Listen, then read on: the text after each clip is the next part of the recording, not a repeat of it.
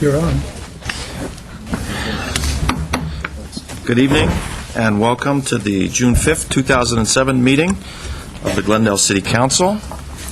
And just for everyone's information, we have been through a grueling set of meetings starting at 9 o'clock today, so if our words become garbled and nonsensical, do not adjust your TV sets. That's just the way we are. May we have the roll call, please? Council members Draymond. Here. Quintero. Here. Weaver. Here. Yusefian. Mayor Najarian. Here. I will invite Councilman Weaver to do the flag salute today. Never been invited. Please join with me in our flag salute. I pledge allegiance to the flag of the United States of America and to the republic for which it stands, one nation under God, indivisible, with liberty and justice for all. Please remain standing for the invocation. Character and Ethics Project of Glendale's word of the month for the month of June is self-discipline, and they encourage everyone to participate in training and controlling themselves and their own conduct. The Greek philosopher Aristotle said that we are what we repeatedly do. Excellence, then, is not an act but a habit. Tonight we pray for the strength and resolve to practice self-discipline so that we may conduct ourselves in a way befitting of our values and principles. Give us the will and resolve needed to make excellence a habit in our daily work and life. We promise to use this self-discipline to improve ourselves, our neighborhoods, our businesses, and our city. We ask for guidance and wisdom as our council deliberates the important issues before them this evening. Amen. Thank you. Mr. Weaver, before we go to number 3, do you have a special request? I'd like to adjourn tonight's meeting in the memory of Jane Whitaker. Many of us knew her in the community. She was a board member of the Glendale Unified School District Board of Education for 16 years. She died last Tuesday. She served on the board between 1981 and 97. She was also on the advisory board of Los Angeles County High School for the Arts from 1991 to 95. While serving on the Glendale YWCA Board of Directors, she helped establish a shelter for battered women and children. 1986, she was also a founder of the Greater Glendale Child Care Council. From 1990 to 93, she got involved in the Glendale Neighborhood Task Force. Born in 1929 in Syracuse, New York. Moved to Glendale in 69 and lived here 33 years. She'd been living in Orange, city of Orange at the time of her death, survived by her husband Fred, who a lot of us know also, her son, daughter-in-law, grandchildren, 3 grandchildren. And a memorial service is scheduled for June the 9th at St. Mark's Episcopal Church in Glendale. And if you want to make donations, you'll be making them to the American Diabetes Association. Thank you very much. Thank you. The next item, please. Next item at 3A is presentations and appointments, and at 3A is agenda preview for the meeting of June 12, 2007. Mr. McFall. Thank you, Mr. Mayor, members of council. Next week, we will begin at 9 o'clock with the continuation of this series of special meetings regarding the City of Glendale budget. Our topics next week will be continuation of the capital improvement program and then the general fund.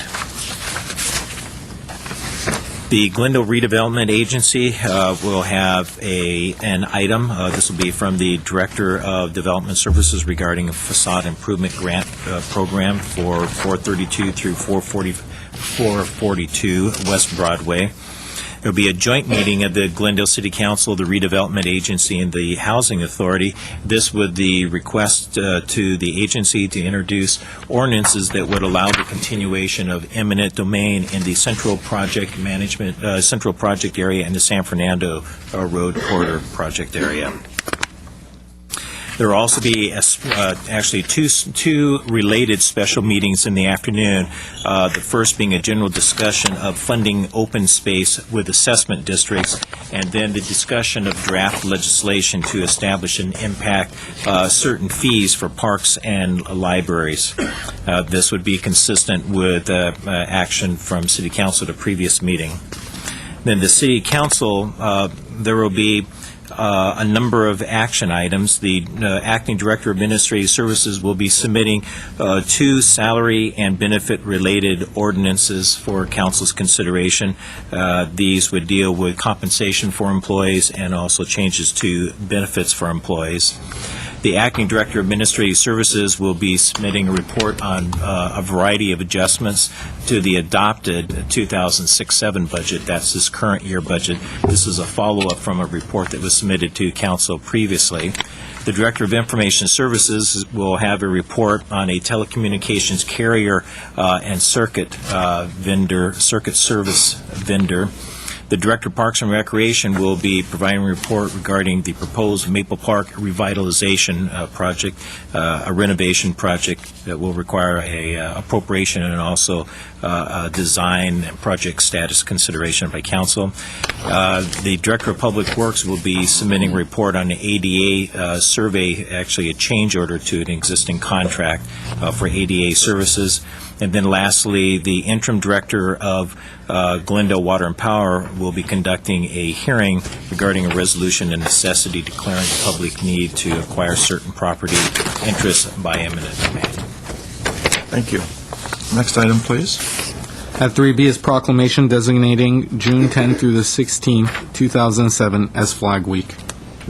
Thank you. And I'd like to call forward Mr. Vito Canella.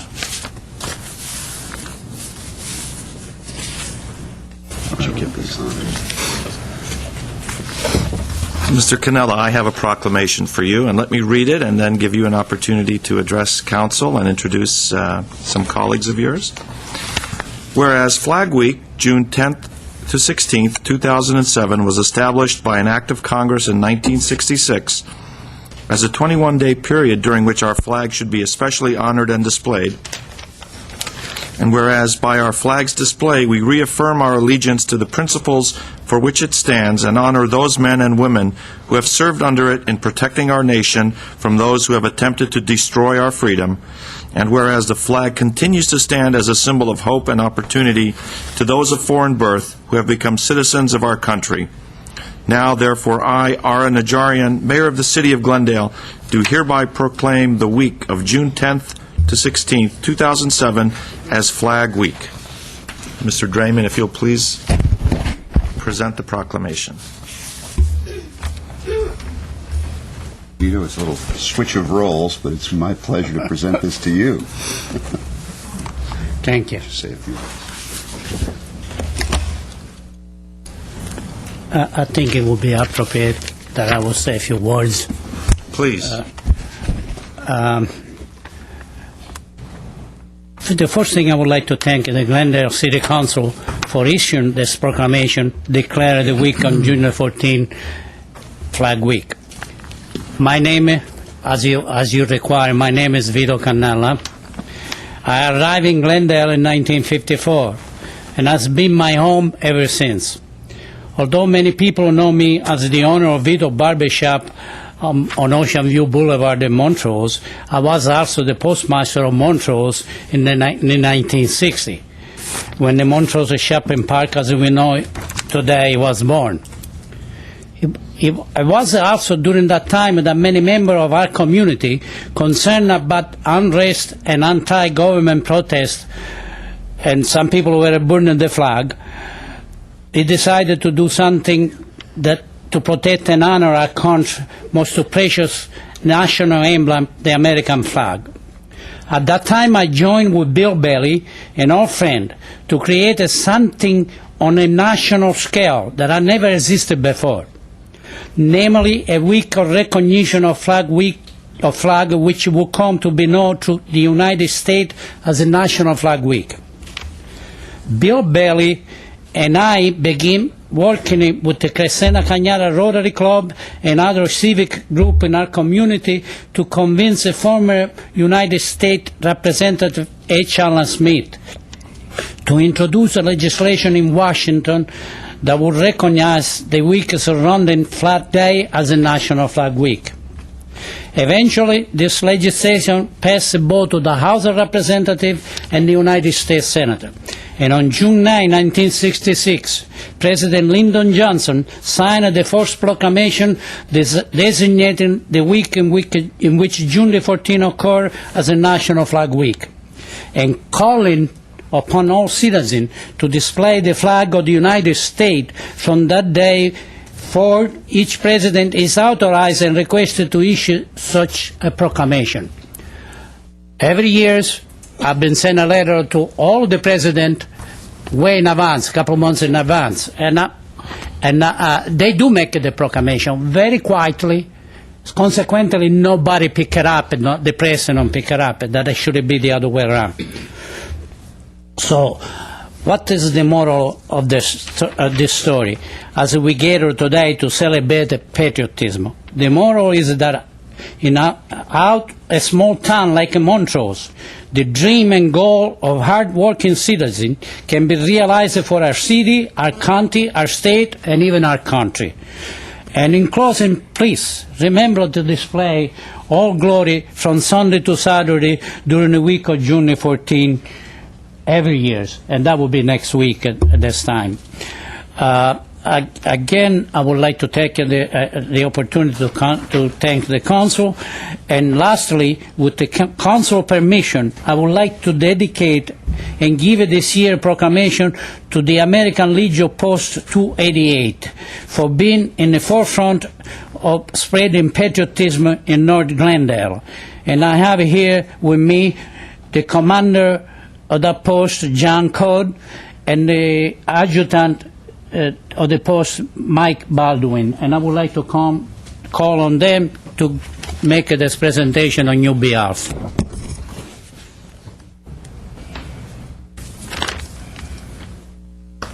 I do have quite a few since 1966. I don't need any more, so I start to give to people that they deserve to be recognized. Would you please? You too.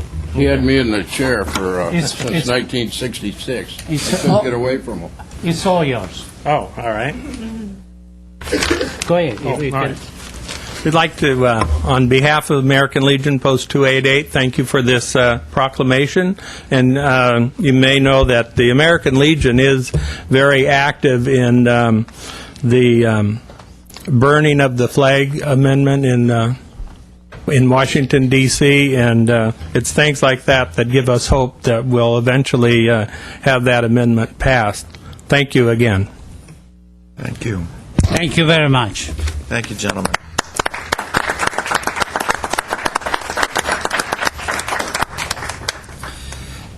Will you read the next item, please? Next item, Mr. Mayor and Council, is 3C Armenian Bone Marrow Donor Registry presentation. I'll call up Dr. Frida Jordan.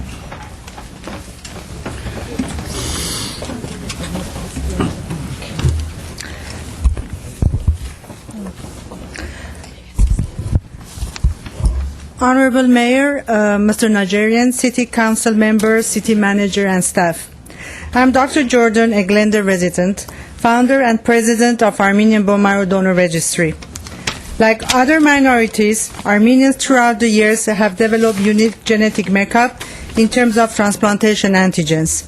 Therefore, it is very difficult to find suitable matches among the existing international registries, and hence a great number of Armenian patient children and adults have lost their lives due to lack of compatible donors. To address this problem, 6 years ago, Armenian Bone Marrow Donor Registry was established as non-profit, non-governmental, independent charity organization whose mission is to provide compatible donors for Armenians and non-Armenian patients who are suffering from leukemia and other blood-related diseases, and their last hope of survival is to have a bone marrow or stem cell transplantation. The registry is a full member of World Marrow Donor International Organization, and this year we are becoming cooperative member of National Marrow Donor Program. We have been successfully finding matches for patients in Europe, Italy, Germany, United States, 2 citizens of Glendale, and Armenia. We strive to help anyone in the world who refers to us for a match. We are very honored that Glendale City Council has always been supportive of this project, And we have been very fortunate that from the inception of the project, we have received Glendale Memorial Hospital support. I am here tonight to invite you to our annual walkathon, Glendale Memorial Hospital Armenian Bone Marrow Donor Registry Walk of Life, which will take place on Saturday, June 9th. On my right is Talin Kachaturian, the chair of Walkathon Committee, and on my left, this time right, Ramela Markarian, Glendale Memorial Hospital representative, who will give you more information. Thank you for giving me an opportunity to address you. Thank you. Thank you. My name is Talin Kachaturian, and I am the chair of this year's Walk of Life 2007 for the Armenian Bone Marrow Donor Registry, and very proud to be. This is our second annual Walk of Life, and this year we are honored to have it here in Glendale at the Glendale High School. It'll be on Saturday morning, June 9th. Registration will be starting at 7:30, and the walk itself would be at 9 o'clock. We're actually walking on the field, so it'll be really easy for everybody to attend, and it's also very stroller and wheelchair accessible, so we're very happy about that this year. Individuals are able to register either on our website at www.walkoflife.org. I'm sorry, I'll take that back, matchforlife.org.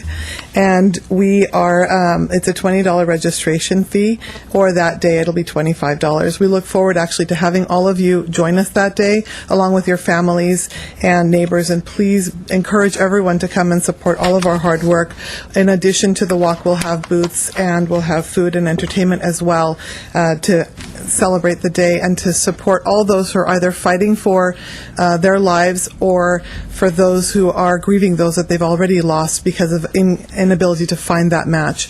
We look forward to having you with us, and we've brought some T-shirts actually right off the press today to have all of you join us already ready ahead of time. So we'll have them passed out to all of you. Thank you. Thank you. Good evening, Mayor Najarian, council members. My name is Rumela Markarian. I'm representing Glendale Memorial Hospital. As you all know, Glendale Memorial Hospital is a community-based hospital. We sponsor many different organizations, nonprofit organizations, and for the past 6 years, we've been the main sponsor of Armenian Bone Marrow Donor Registry, strong supporter of these organizations. What brings these two organizations closer together is our aligned mission and values: to heal and to serve the community with compassion and care. Different events were held at Glendale Memorial Hospitals. We successfully recruited thousands of donors over the past 6 years.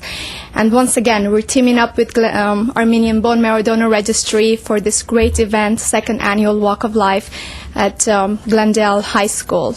I would invite all of you to join us, please. Glendale Memorial will be there present with a team of healthcare professionals. We'll have a booth and we'll do health assessments. And I hope I'll see all of you. And I would also like to congratulate Armenian Bone Marrow Donor Registry for their commitment, dedication, and all their contributions to our community. Thank you.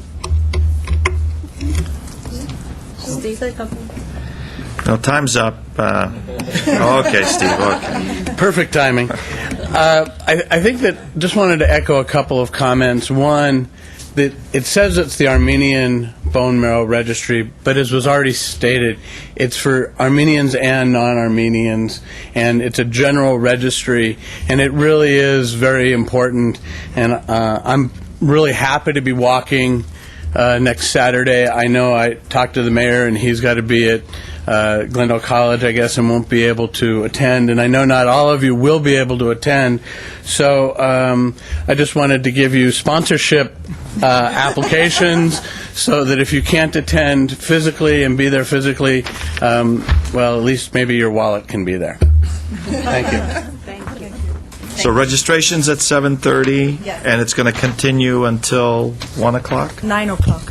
The registration will be open from 7:30 until 9 o'clock, and the walk itself will be from 9 o'clock until, as long as it takes for the last person to actually make the walk. We're not going to leave ahead of that, but we're estimating that would be until about 10:30 or so, and then from that point on would be the festivities on until about 12:30 or so. So we look forward to having you there. I want to start by start by thanking all the volunteers, but then I want to specifically commend Dr. Jordan, because she's obviously been the person that worked tirelessly on behalf of this project.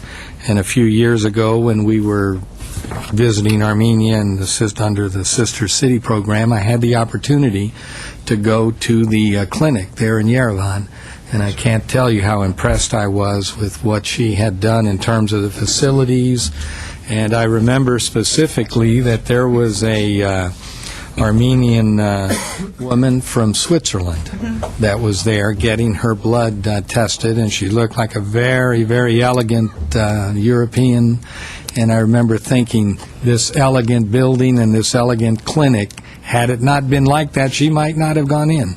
So I remember telling you that, and so I wish you all the success, and it just keeps getting better every year, and it's a tremendous cause. So Thank you very much. congratulations. Look forward to seeing you, all of you.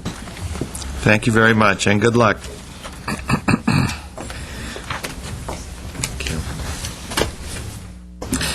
And let's move on to the next item, and we'll keep this in order of the agenda as printed, which is item 4. Item 4 is City Council and staff comments.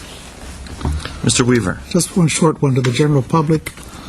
If you wondered what the choppers were doing overhead and the various news media in town, maybe you've read about this bank robber who's robbed 17 banks, going around telling him he needs the money for a divorce or something.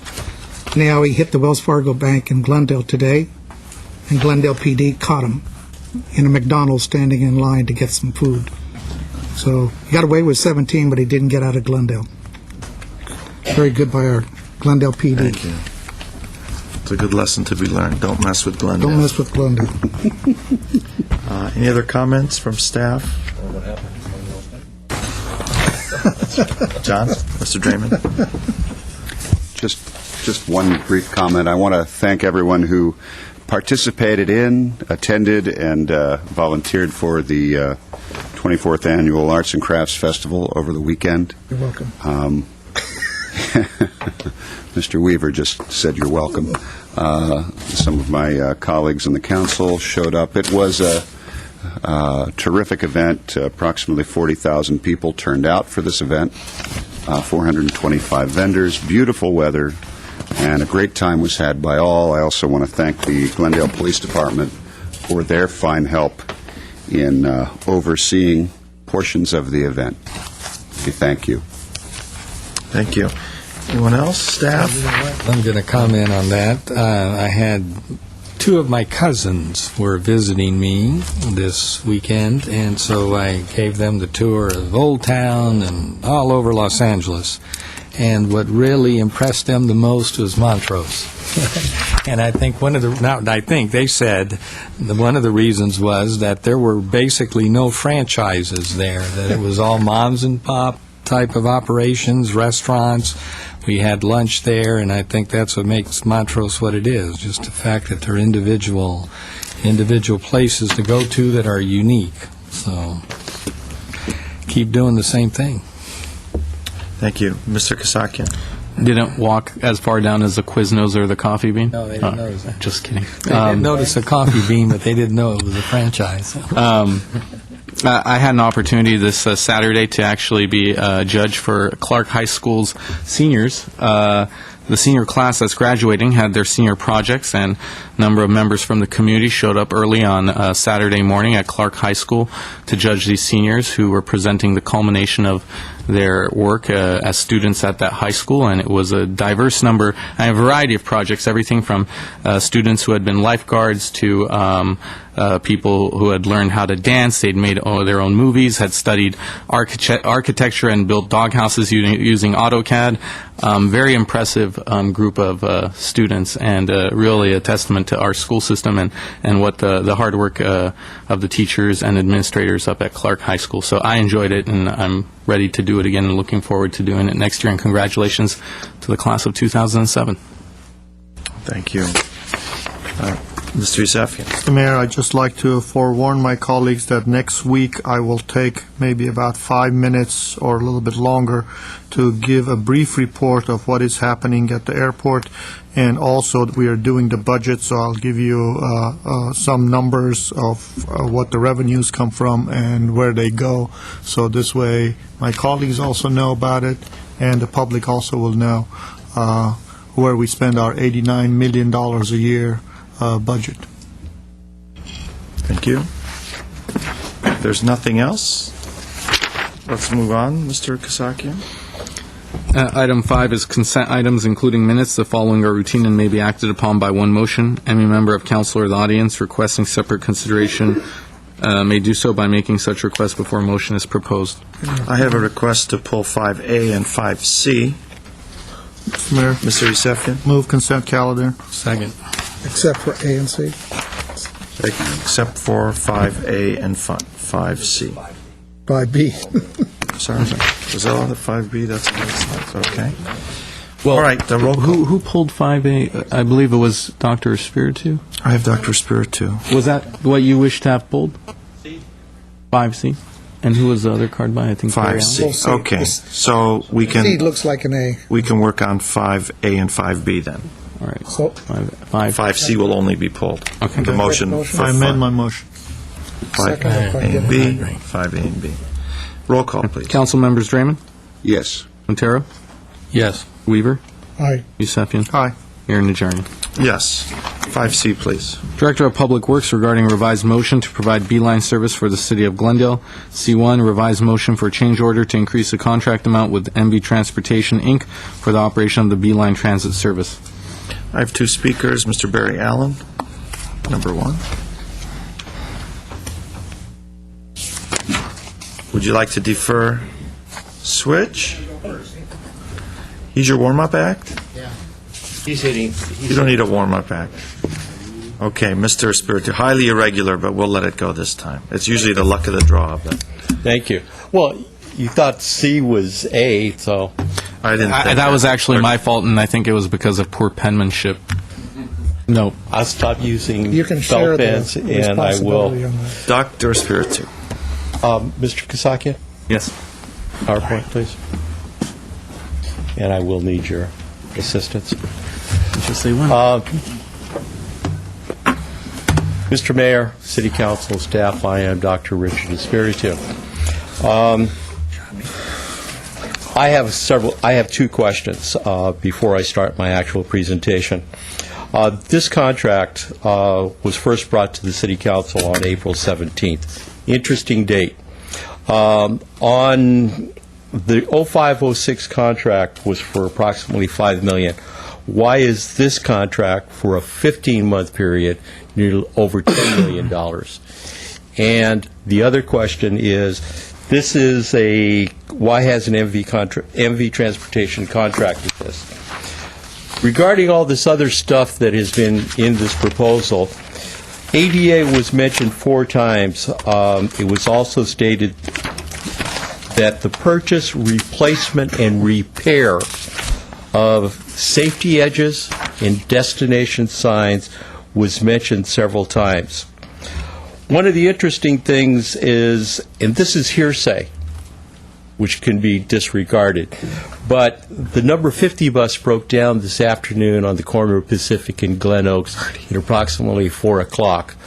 Also, the number 64 bus, and this is going to come back to haunt somebody later on April 2nd, the door fell off, number 64 bus.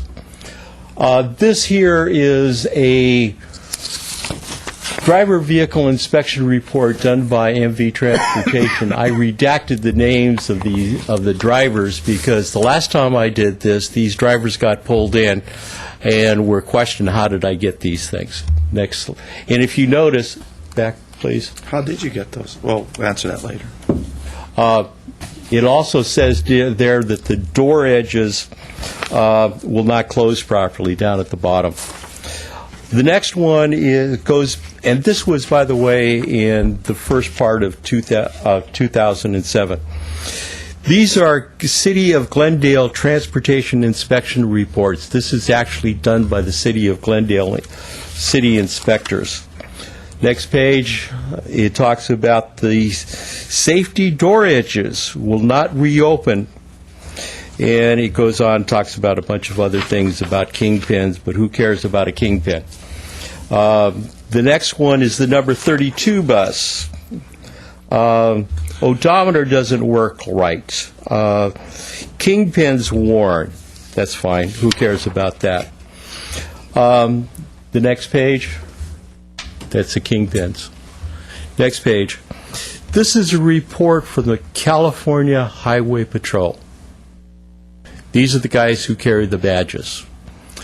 My particular report about the buses that don't work and the other things we have, that's okay. Bus drivers are just bus drivers. But these are the guys who know what they're talking about. It talks about the fact that the number 33 bus air tanks were not mounted properly. Next page. Rear passenger exit door does not reopen sufficiently to fully release persons or objects caught in a closed door. Then it talks about axles. The next one, brakes are out of adjustment. This is the number 56 bus. The next one, and this is April 17th, the day that we were talking. Next page, Mr. Kasakian. This is the number 48 bus. This is something simple. The amber lights are not working properly. Somebody Mickey Moused it. Last page. On the bottom it says the B64 bus. B64 bus, as I told you, broke down and had a problem. The door actually fell off the bus on April 2nd. On the 17th, it still wasn't completely fixed. I do not represent the B-line drivers. I do not represent the Teamsters, and I do not represent the Teamsters in any way. I am a concerned citizen, and I would like to know why we haven't signed the contract and why we're having problems, continual, habitual problems with the buses that I've been talking about since 2002. Thank you, Dr. Spiritu. Let me call up Barry Allen, and should there be a response from staff, we'll take it at that time.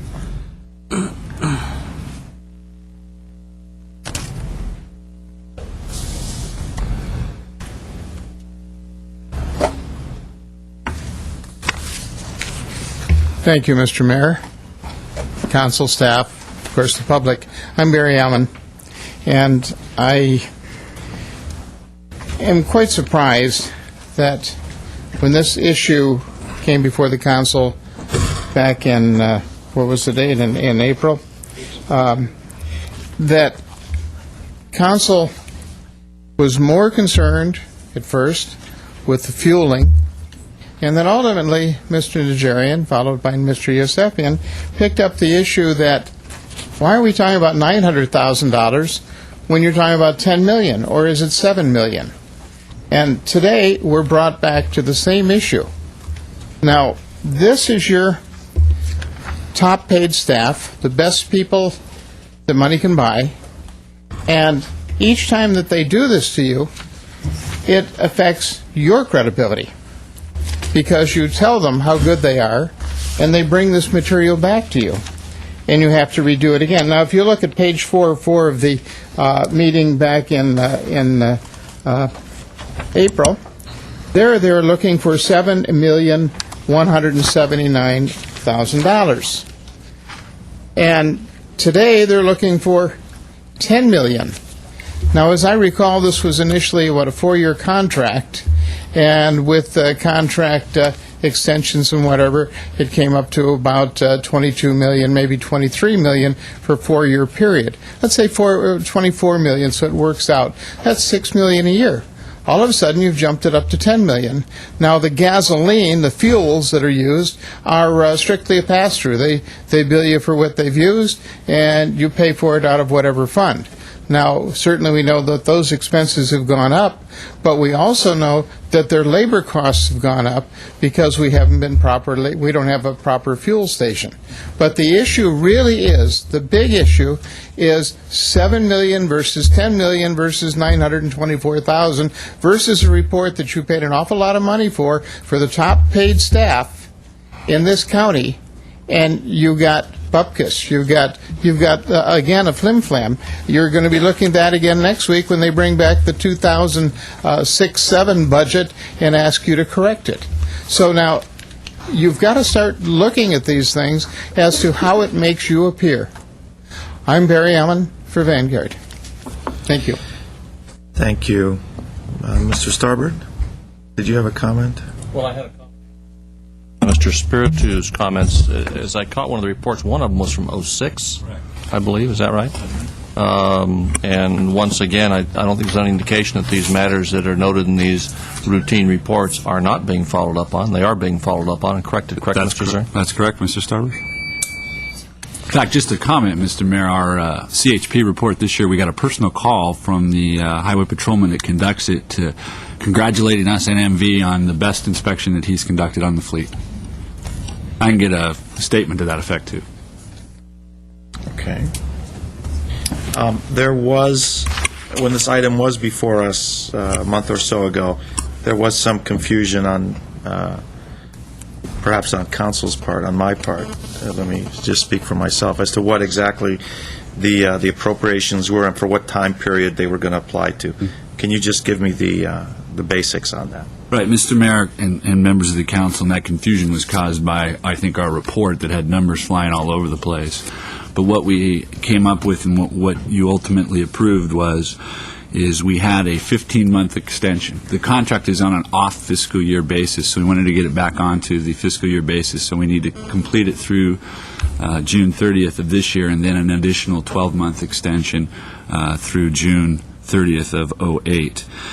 In addition to that, we had some cost increases that we had a resolution of appropriation to bring those into the fold, and then a contract, an actual change order to the contract. But the actual amount was $10,926,000, which covers us through the 15-month period, and also some of the additional costs that we incurred as a result of fuel and some labor and benefit increases in the contract with MV. You told us this in the past. I did, and what occurred is we got some numbers.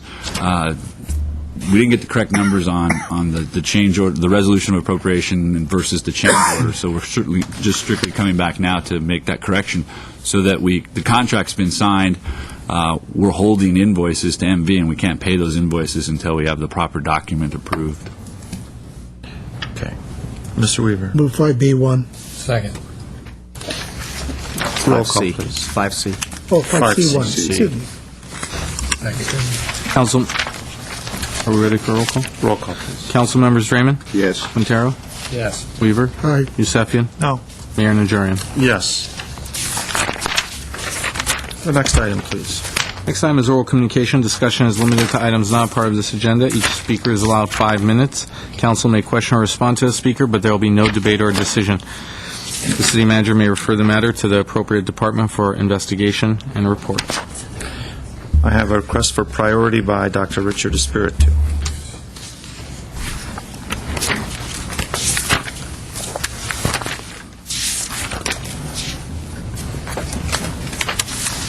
Once again, good evening, Mr. Mayor, City Council, and staff. My name is Dr. Richard Espiritu.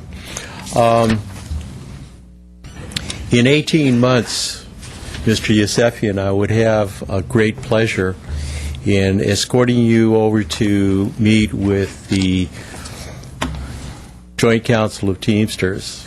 I'd love to take you over there. I'd also like to take you down to Long Beach and have you introduced to the oil, chemical, and atomic workers. Be a great time to introduce you to some of my friends. So long as you don't push me over into the water. No, we'll go to a restaurant, I promise you. Okay? As long as I pay. I don't think so. I don't want to have Gentlemen, I'm going to make this rather brief this evening. 3 weeks ago, I made the comment that I was going to be discussing respect and the issue of judicial enforcement. I'm not quite prepared to do that presentation tonight because I made a promise to one of the captains of the Glendale Police Department that I would talk to him about one of these issues. And not to break a promise, I need to speak with him first. But I will be talking about respect. And I'm going to give you a clue.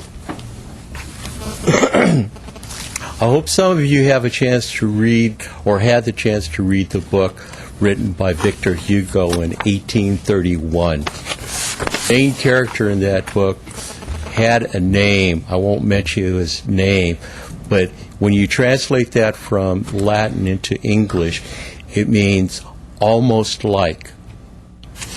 And I think that individual is a classic example, because if almost like walked into these chambers, we may have problems. Just as if a gentleman by the name of Franklin Delano Roosevelt was rolled into this office, into these chambers, I'm sure everybody would get up and respect him. But we still have a problems with the accessibility of ADA, getting into the building in different areas. So I will be talking about respect, and I will also be talking about judicial enforcement next week. Thank you very much for your time. Thank you, Dr. Spiritu. Barry Allen. You think he's the dog? Might be.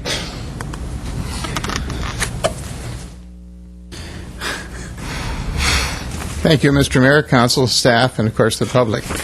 Now, what I really want to know is, there was no priority on that, but I thank you very much. And I don't know if I have Luck to of the need draw. to, but yeah, luck of the draw, is that how it works? Okay. This morning, and I can empathize with you for the length of the day, because I was here with you at 9 o'clock this morning and was here with you this afternoon, and here I am now. This morning I asked you a question, actually made a little bit of a presentation relative to a particular salary, and I said, gee, this person makes more money than Mr. Starbird. This person is making $485,901. And there it was, and there's also another $304,000 for maintenance and operations. And I was hoping at some point we could have an answer to that question. I know one of the things that one of the other councilmen and I discussed was overtime for the fire department. And if you look at their budget, right off the bat, you're looking at almost $5 million of built-in overtime. So anything over that overtime is going to be more. And if you look at the numbers of personnel, you'll see that they're forced for more overtime. And if you cut the number of people, if you double the number of people, cut the using that overtime, cut it in half, instead of $184,000 a year, pay the $80,000 or $85,000 a year, you're going to have twice as many personnel. Easy. And if you look at issues like replacing one engine, in those 4 people, you've got 2 more ambulances. From Chief Gray's acknowledgement last week is that there is more demand for medical emergency than there is for suppression. Makes sense to me, 2 ambulances versus 1 engine. Smaller equipment to drive around town and be available and be more eyes and ears for the police department and for the public. Great idea.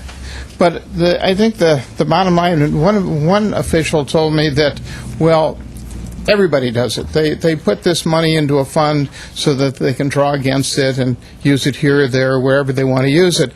Well, that's wrong.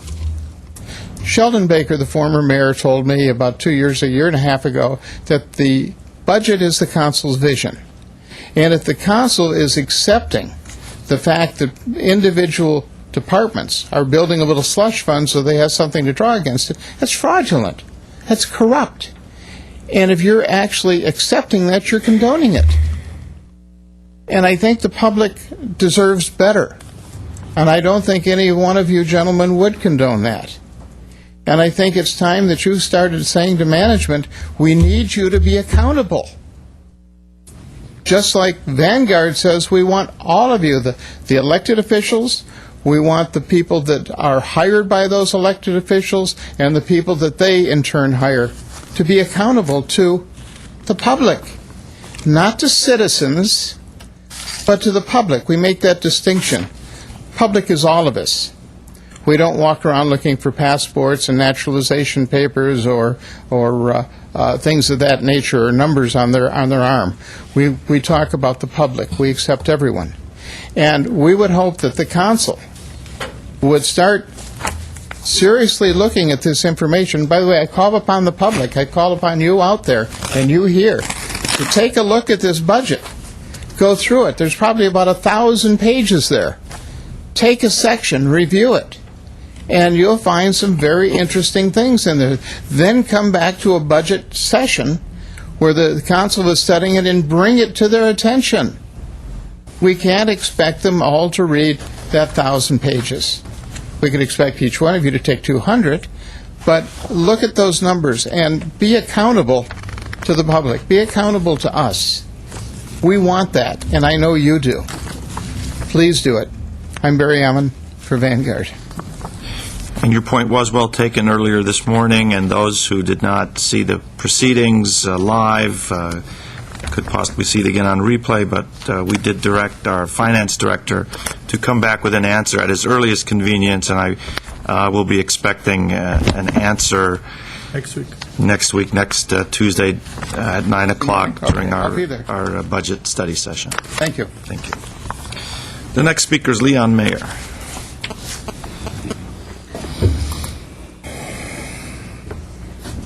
Good evening, Mr. Mayor. My name is Leon Mayer. Good evening, members of the council, Mr. Starber, Mr. Howard. I'm here on behalf of the Friends of the Glendale Library to introduce or promote our event coming up on Saturday, June 23rd, 10 o'clock in the morning. The author is John Ziegler, and the book is The Death of Free Speech, How Our Broken National Dialogue Has Killed the Truth and Divided America. This is his book, and he's a very interesting author, and he's probably better known as a TV commentator. He started actually at elementary school. He got involved with some disputes with the authority. In high school, he was a journalist. At Georgetown University, he got involved with the school newspaper as far as sports personalities, and he's been across the country as a TV commentator, as a journalist, and he's now, and has been for some years, with KFI, FM, and AM in Burbank. He lives in Burbank. We're always glad to get somebody near our community to come to our library event and talk about their book. Now, he's concerned with the question of our constitutional right to free speech. And he warns us of the fact that he believes our constitutional right to free speech is in jeopardy. And he discusses it in his book, and as I pointed out when I was here last week, he talks about how the media and political correctness have invaded our college campuses, our TV stations, our universities, and our local schools, and so forth. And you have to read his book to understand how he is not afraid to take anybody and any subject to task. He's done this with Bill O'Reilly. He's done this with the Reverend Al Sharpton. He's done this with well-known sports personalities, wherein he talks about how celebrity status sometimes dwarfs the rights of a victim. And he is very thorough in the way he will attack a situation that occurs and get at the truth as he sees it.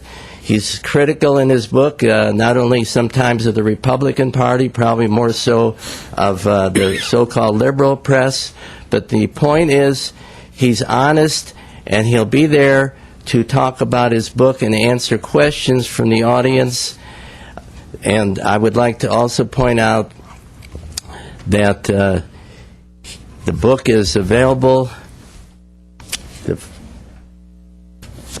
and you can buy it at the library on the morning of Saturday, June 23rd, 10 o'clock. And also, we always ask people to remember that we have at the library a place called the Book Nook. Now, the Book Nook is a place where you can buy a lot of books, almost new, for very reasonable prices, and we encourage you to come to the library, not just for our events, but to come to the library, use the great library we have, and leaf through the books in and out of the Book Nook, and you'll enjoy it. Thank you very much for this opportunity. Thank you, Mr. Mayor. Mr. Yusefian. Mr. Mayor. Mr. Mayor. Leon. Yes. Mayor Napa. Did you have an opportunity to talk to Mr. Ziegler and see if he had an opportunity to watch City Council? That's a good question. It'll be interesting. I mean, I would like to come. I'm probably going to come there because I listen to KFI all the time. But I'd like to see if he had an opportunity. This would be a good opportunity for him to actually watch it on the web and see what he thinks about free speech among the five of us. I mean, what happens in this City Council? The interesting thing is I was sitting in the audience and listening to the fact that the members of the council and the staff have been working all day, and I wanted to keep my remarks short. How considerate of you. Thank you. You don't have to answer, but you can go talk to him. No, I'll see you Saturday. I've already thought about the fact that it would be interesting for him to see how free speech works at our city council. I've thought about that. I have his private number, and I'll discuss it with him. We're at the web. Thank you, Mr. Mayor. You're welcome. Bye. Next speaker is Alan Freeman.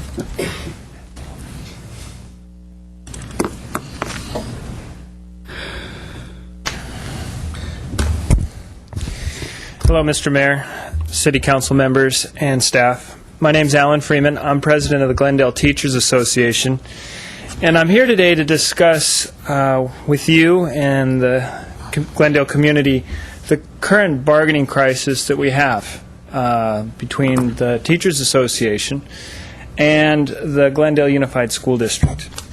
I think it's important to inform you that we are having a very difficult time, and so that everyone is aware of what is really happening and is aware of the situation. Our bargaining session started last October, and for a period of time we were negotiating at the table. And at a certain point in March, the Glendale Unified School District decided that impasse was in place, and they unilaterally declared impasse. We did not agree with this. We wanted to remain at the table and continue to speak, talk, and we're hopeful to reach a settlement. At that point, the state mediation process of impasse takes place, and the state mediator was appointed. We met in both April and in May. Unfortunately, for everyone, there was no settlement agreed upon at that time. The next step is called fact-finding, and at this point, we are waiting to see if that will go forward. But in the meantime, both sides can continue to meet, continue to sit down, and reach a settlement. We have made that clear to the school board that it is our desire, as it has been throughout, to continue to bargain at the table. On May 24th, we spoke with at a special meeting called by the Glendale Unified School District and shared our desire to return to the table.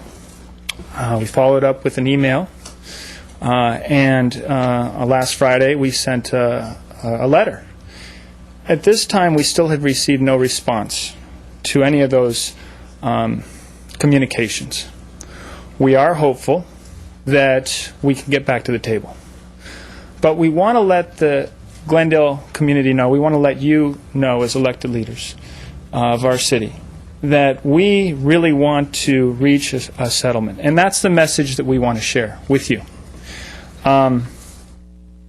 Also, we really do believe that it's in everyone's best interest. We know it is. And so we are hopeful that we can sit at the table and reach a reasonable settlement. Next Tuesday, we will be having a rally to also let the public know of our difficult times and the fact that we want to sit at the table and negotiate and reach a settlement. So we invite the public to come and attend that. It's going to be at the corner of Brand and Wilson. And, frankly, we're hopeful that between now and then we can get back to the table. But in the meantime, we do need to continue to let the community know that teachers are having a tough time. We want to settle our contract and enjoy the summer. Thank you very much. Appreciate it. Thank you, Mr. Freeman. I want to Mr. say, Quintero. thank you for giving us an update. I hope you can get back to the table. That's certainly the way to go, to negotiate. Can't negotiate if you're not talking to the other sides. Thank you. Thank you. The next speaker is Kyle Marshall.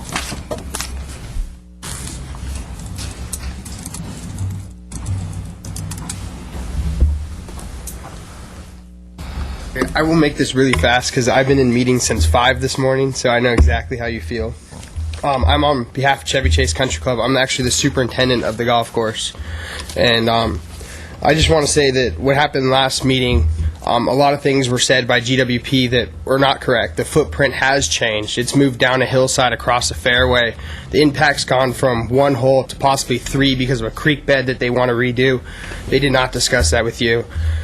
I'm sorry, I'm nervous. The original easement, the original land was ours, Chevy Chase's, and we deeded it to the city for them to build the reservoir. In return, they gave us an easement that would ensure that the golf course would be there at all times.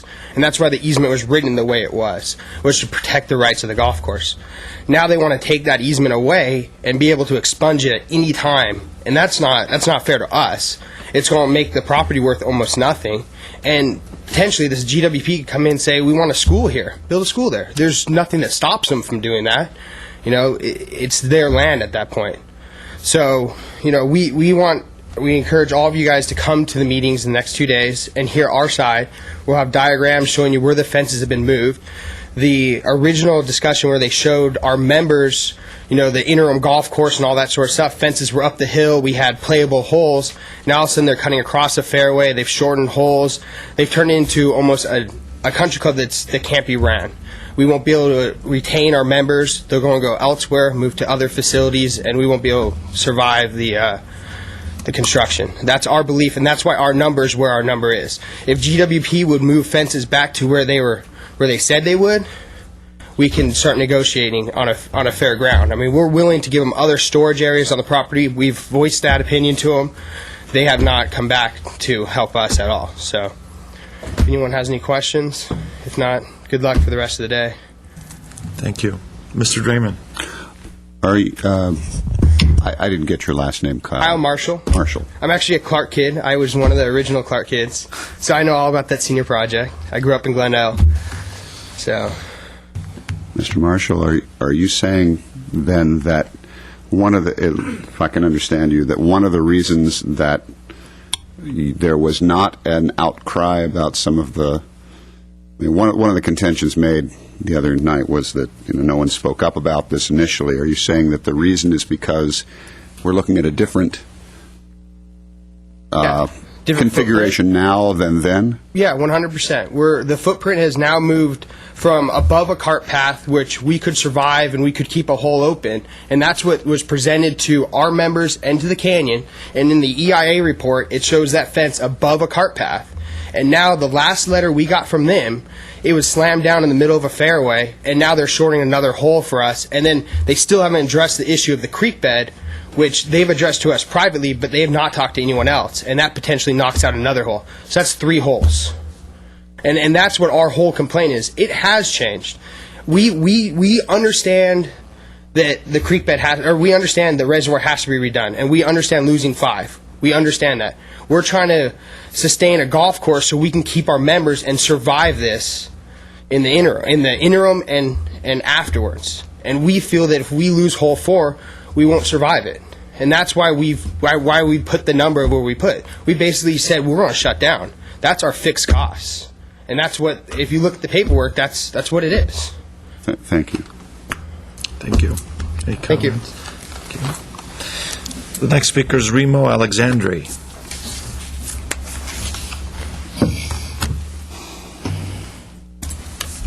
Thank you, Mr. Mayor, council members, staff, audience. Well, I want to start on a kind of light, humorous note. Besides everything else, I'm a cartoonist. I draw cartoons. And I have 2 for you tonight. I would like to show you.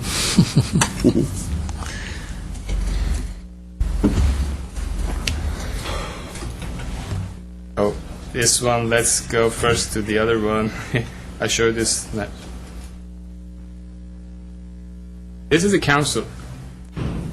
And the letters are a little bit disproportionate, as is the drawing. And it reads at the top, the 15% non-Armenian white population of Glendale has disproportionate and unfair influence over the city. The persona, which is a representative of the 15% non-Armenian white population, says, "Good job, boys.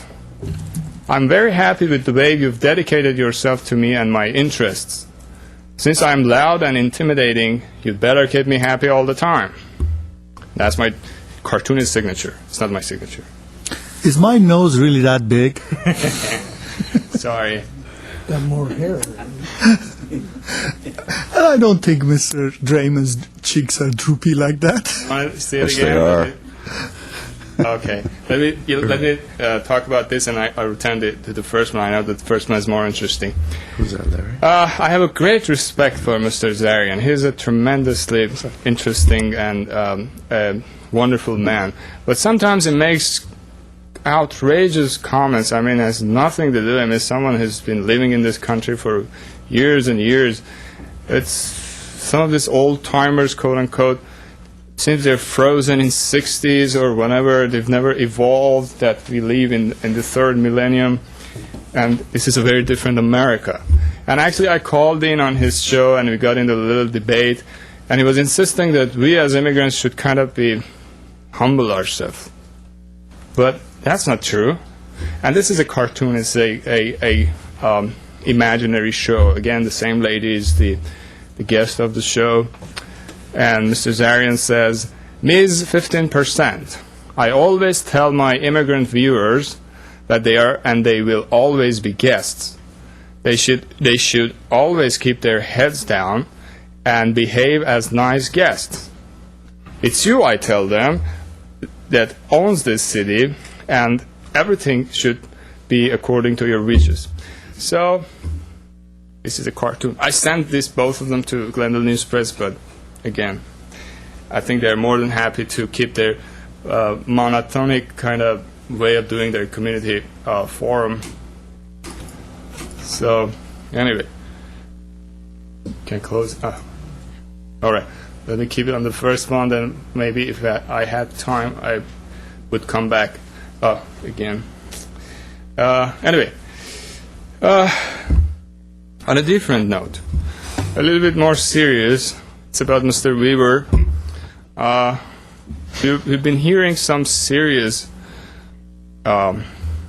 rumors about Mr. Weaver. I don't know why would he make such rumors, but I keep it at the benefit of doubt because I'm not sure if he has made those remarks or not.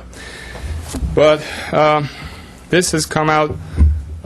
People who've raised these allegations, one is our very council member Bob Yusefian, and it was first raised by former council member Manoukian on his TV show. He has a TV show on Channel 55, Charter Communication, Wednesdays from 10 to 10:30.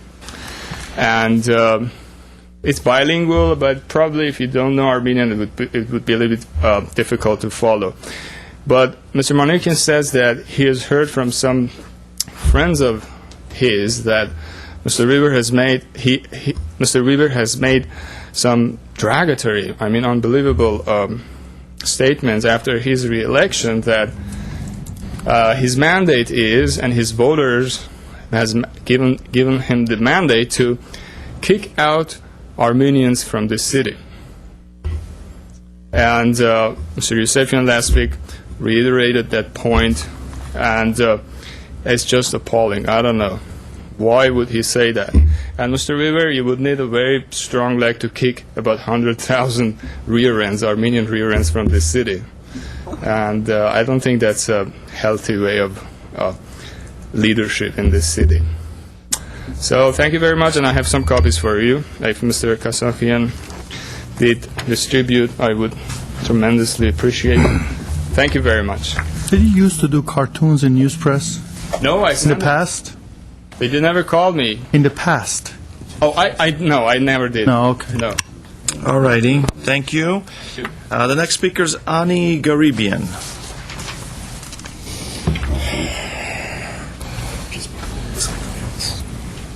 Good evening, Mayor, council members. I'm here on behalf of the Armenian Youth Federation Glendale chapter. I'm actually this year's chairperson. And on June 9th, this coming Saturday, we'll be holding a benefit concert for Darfur. All proceeds of the concert will go to the Save Darfur Coalition. It is important for us as genocide survivors and as citizens of the United States to speak up for those who cannot speak for themselves. And our concert is entitled Amplify Your Voice Against Genocide. I have some flyers for you guys if you will take them. Sure. Tickets are $15, and again, all proceeds will go to the Save Darfur Coalition. You could buy tickets on Ticketmaster.com or at the door at the El Rey, and it opens at 7:30. And who's the performer again? We have 4 performers, starting off with Red Snow, Slow Motion Rain, Voki, and One Side Zero. One Side Zero is actually a signed band, so it was nice of them to do it for free. Do you know any of them? Yeah. I don't want to show them.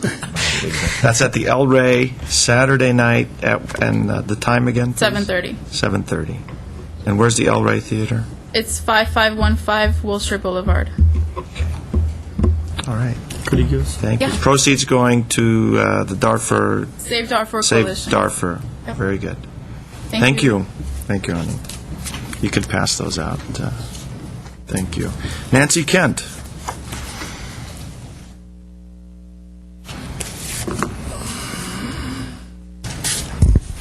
My name's Nancy Kent. I'm a resident of Glendale, and I am very grateful to Shant Atarian, a junior at Glendale High, for letting the community know about an interesting example of cooperation between the city and the school district. He wrote the letter to the editor printed May 30th in the Glendale News Press with some details of the program at Glendale High that gave teens a dramatic warning not to drink and drive. It's my understanding that this $20,000 two-day program called Every 15 Minutes is a canned program that's been used for 15 years in thousands of schools in conjunction with the CHP and the Office of Transportation and Safety. The Glendale Police Department did not invent it. They brought it to Glendale High this year and last year to Hoover High, with participants from the school district, police, fire, paramedics, Superior Court, District Attorney's Office, and others. Shantatarian wrote that the efforts of everyone involved were, quote, noble and well-intentioned, end quote. But his letter said the first action of this program was an 8:05 a.m. announcement on the school's PA system about a fellow student, a student some of them had known since middle school. The announcement was, this morning Yashar Bauman died in an alcohol-related car accident. Shant wrote that some students' stunned grief changed to anger when similar PA announcements every 15 minutes about other students made them realize these death announcements were fictional. My first reaction when I read Shant's letter was that it was exceptionally poor judgment to subject students or anyone to a false death announcement. It seemed a bit twisted. But later I realized the great value of that part of this program. Not only did students get a dramatic warning not to drink and drive, they also got a memorable example to learn the lesson that government officials sometimes announce intentionally false information. Sadly, both of these are important lessons that students should internalize. Our nation is currently stuck in a war in Iraq that was started while many Americans, including a majority of Congress, accepted untrue information from members of the Bush administration about the threat to Americans of Iraq's weapons of mass destruction that these officials said they knew Iraq had, statements that were echoed on TV news. Before the Iraq War started, former UN Weapons Inspector Scott Ritter and others repeatedly declared that Iraq had destroyed these weapons. And a majority of the American people still believe the untrue link between Iraq and 9/11 that was implied by members of the Bush administration. Statements implying this untrue link are still being made by members of the Bush administration in 2007. Whether intended or not, the widely used Every 15 Minutes program may serve to help improve our population's critical thinking skills so more Americans will not automatically believe statements made by government officials. I appreciate that honest Glendale officials, people we know are people with integrity, agreed to have this program that so dramatically shows students that you're a chump, you're a sucker, if you assume statements of fact from government officials are always true. Thank you, and keep up the good work. Thank you. Rita Kachowski.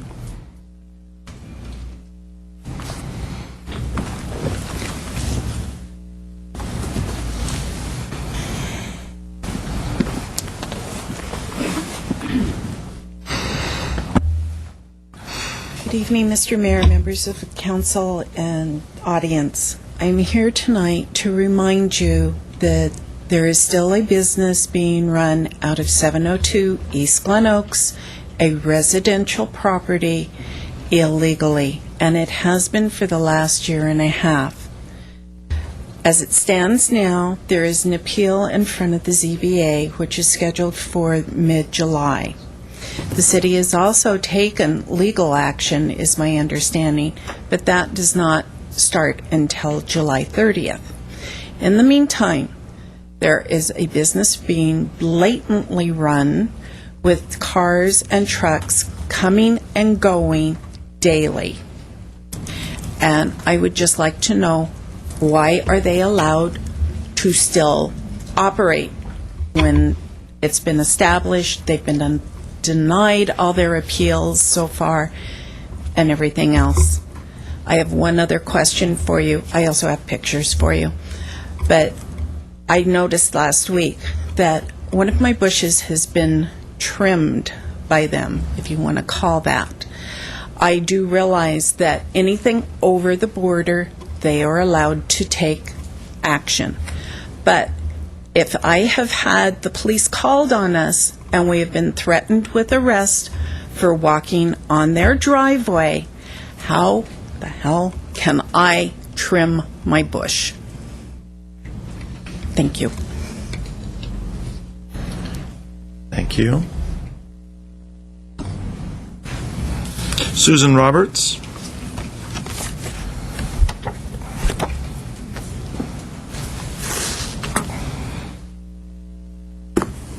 Good evening, Mayor, council members, staff.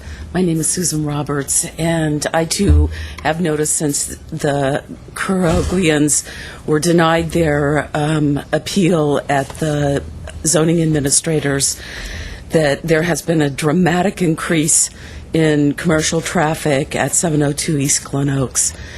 And it seems we have been in contact with the city attorney's office, and they assured us that they have not been given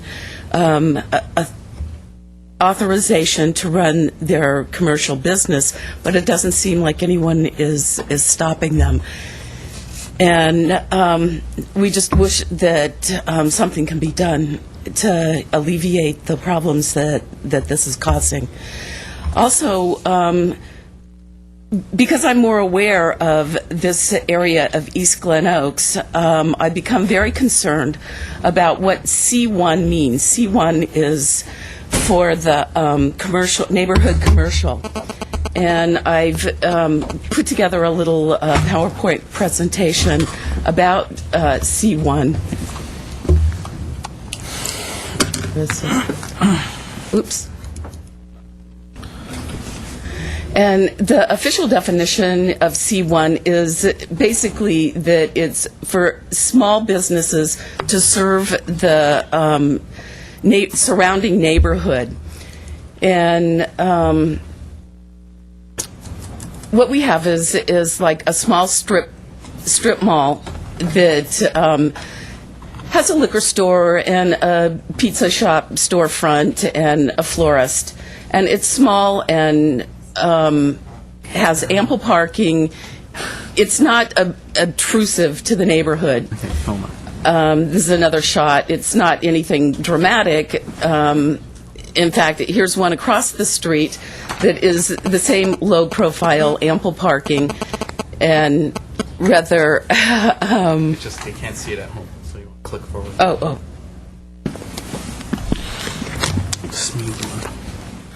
Not the most appealing building, but again, it is low profile.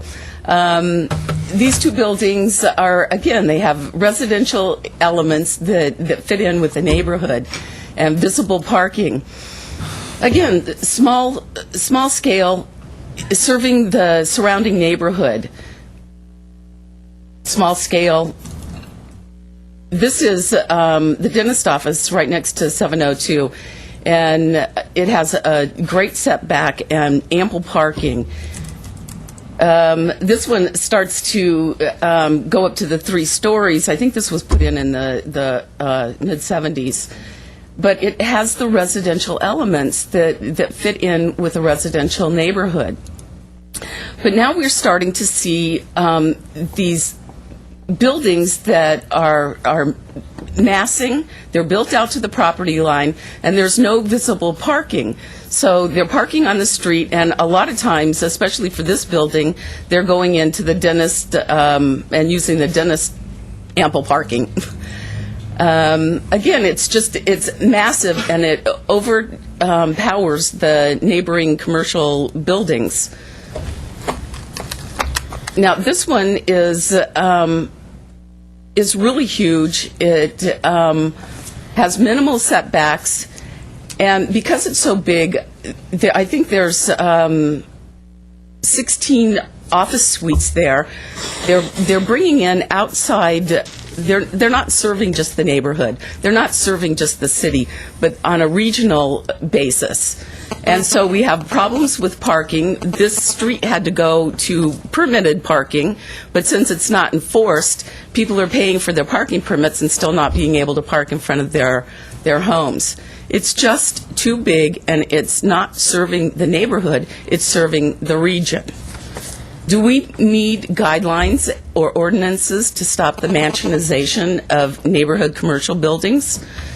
This is one that's proposed on the corner of Jackson and Glen Oaks, and it's 10,000 square feet, minimal setback, massive scale, and it's a medical center. It's going to be drawing in people from all over the city, if not all over Los Angeles.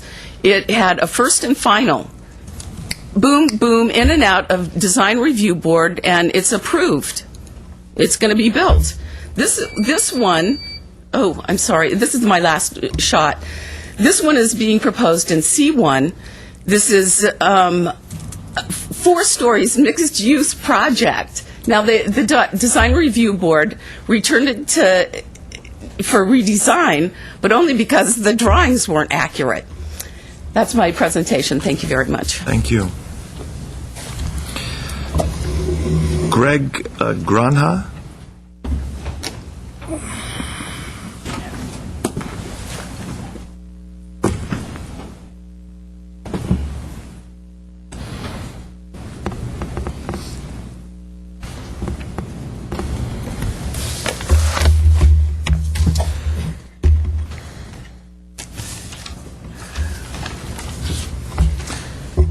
Good evening, Mayor and City Council. My name's Greg Granja, and I am from the Verdugo Hills Boy Scout Council. And Verdugo Hills Boy Scout Council covers Burbank, Glendale, and Eagle Rock. And I'm here to inform you that we are sponsoring a bike rodeo this Saturday, June 9th, from 10 to 2 p.m. It will be held at Jefferson Elementary School. And before I forget, because here's the sign. Get it up there. And it's open to the youth of the community. We're doing this as a service to the community before summer starts, that we promote safety, riding skill, and helmet awareness are our objectives. And we wanted to make sure that we invited the city and the council to this rodeo. In addition, I wanted to make mention that we are trying to secure the Glendale City Police, and I'm hoping that maybe some council members can help us with that, because I think it's good if they're there, and we're just some communication shortfall. And also, we're hoping that maybe the city can partner with us. There are some people from the community that have stepped forward, and there's apparently a fee at Jefferson Elementary, a substantial fee of $350, and we have some members that have stepped forward and have pledged that, but I don't know if there's anything the city can do, because we're doing this for the city. And that's about it. And as you know, we have plenty of Eagle Scouts that do many Eagle projects throughout the community. So this is a bike rodeo at Jefferson. It's a bike rodeo at Jefferson Elementary. For the public? For the public. And what time is that? From 10 to 2 p.m. And we'll be having a bike professional there. We'll be showing his skills, and we'll be having a lot of stuff going on. Do we have a community policing division, community outreach division of our police? COPS program. COPS, is it the COPS program? Right in the back. Oh, there. Oh, that's why you were waving at me. Oh. So if you're not doing anything, not to give you an assignment. Let me apologize for the communication shortfall. Okay. I'm Officer Albrecht. I was the one you were trying to get a hold of. I'm sorry. Okay. And I lost your name and number, and this is Okay. actually really good. Okay. So we'll see if we can't put something together. Thank you. So we can be there. Thank you. He's Thank been you. I'm very glad helpful, you finally got a chance to meet. Yeah, okay. Good fortune. Thank you very much. Thank you very much. All I could say is, while Greg's hair has gotten lighter, but he has managed to keep all of his hair. Yeah. Nice seeing you again, Thank Greg. you. Bye-bye. Mr. Freeman? Margaret Hammond. From the coordinating council time. Goes back a little bit. A little bit lighter. My name is Margaret Hammond. Good evening, Mr. Mayor, members of the council, city staff. It's an old neighbor of mine. Haven't seen him for a while. Not old, I'm old, but he's young. But I mean, we were a lot younger, both of us. At any rate, I want to address the cartoons. I think they're great. I think whatever he was trying to prove by what he did, you have to be a personality to be the subject of a cartoon. So I guess I can take that I'm a personality now. Anyway, I realize that the one way, of course, when you're making a bona fide point, such as the fact that I made about the right of the freedom of speech last week,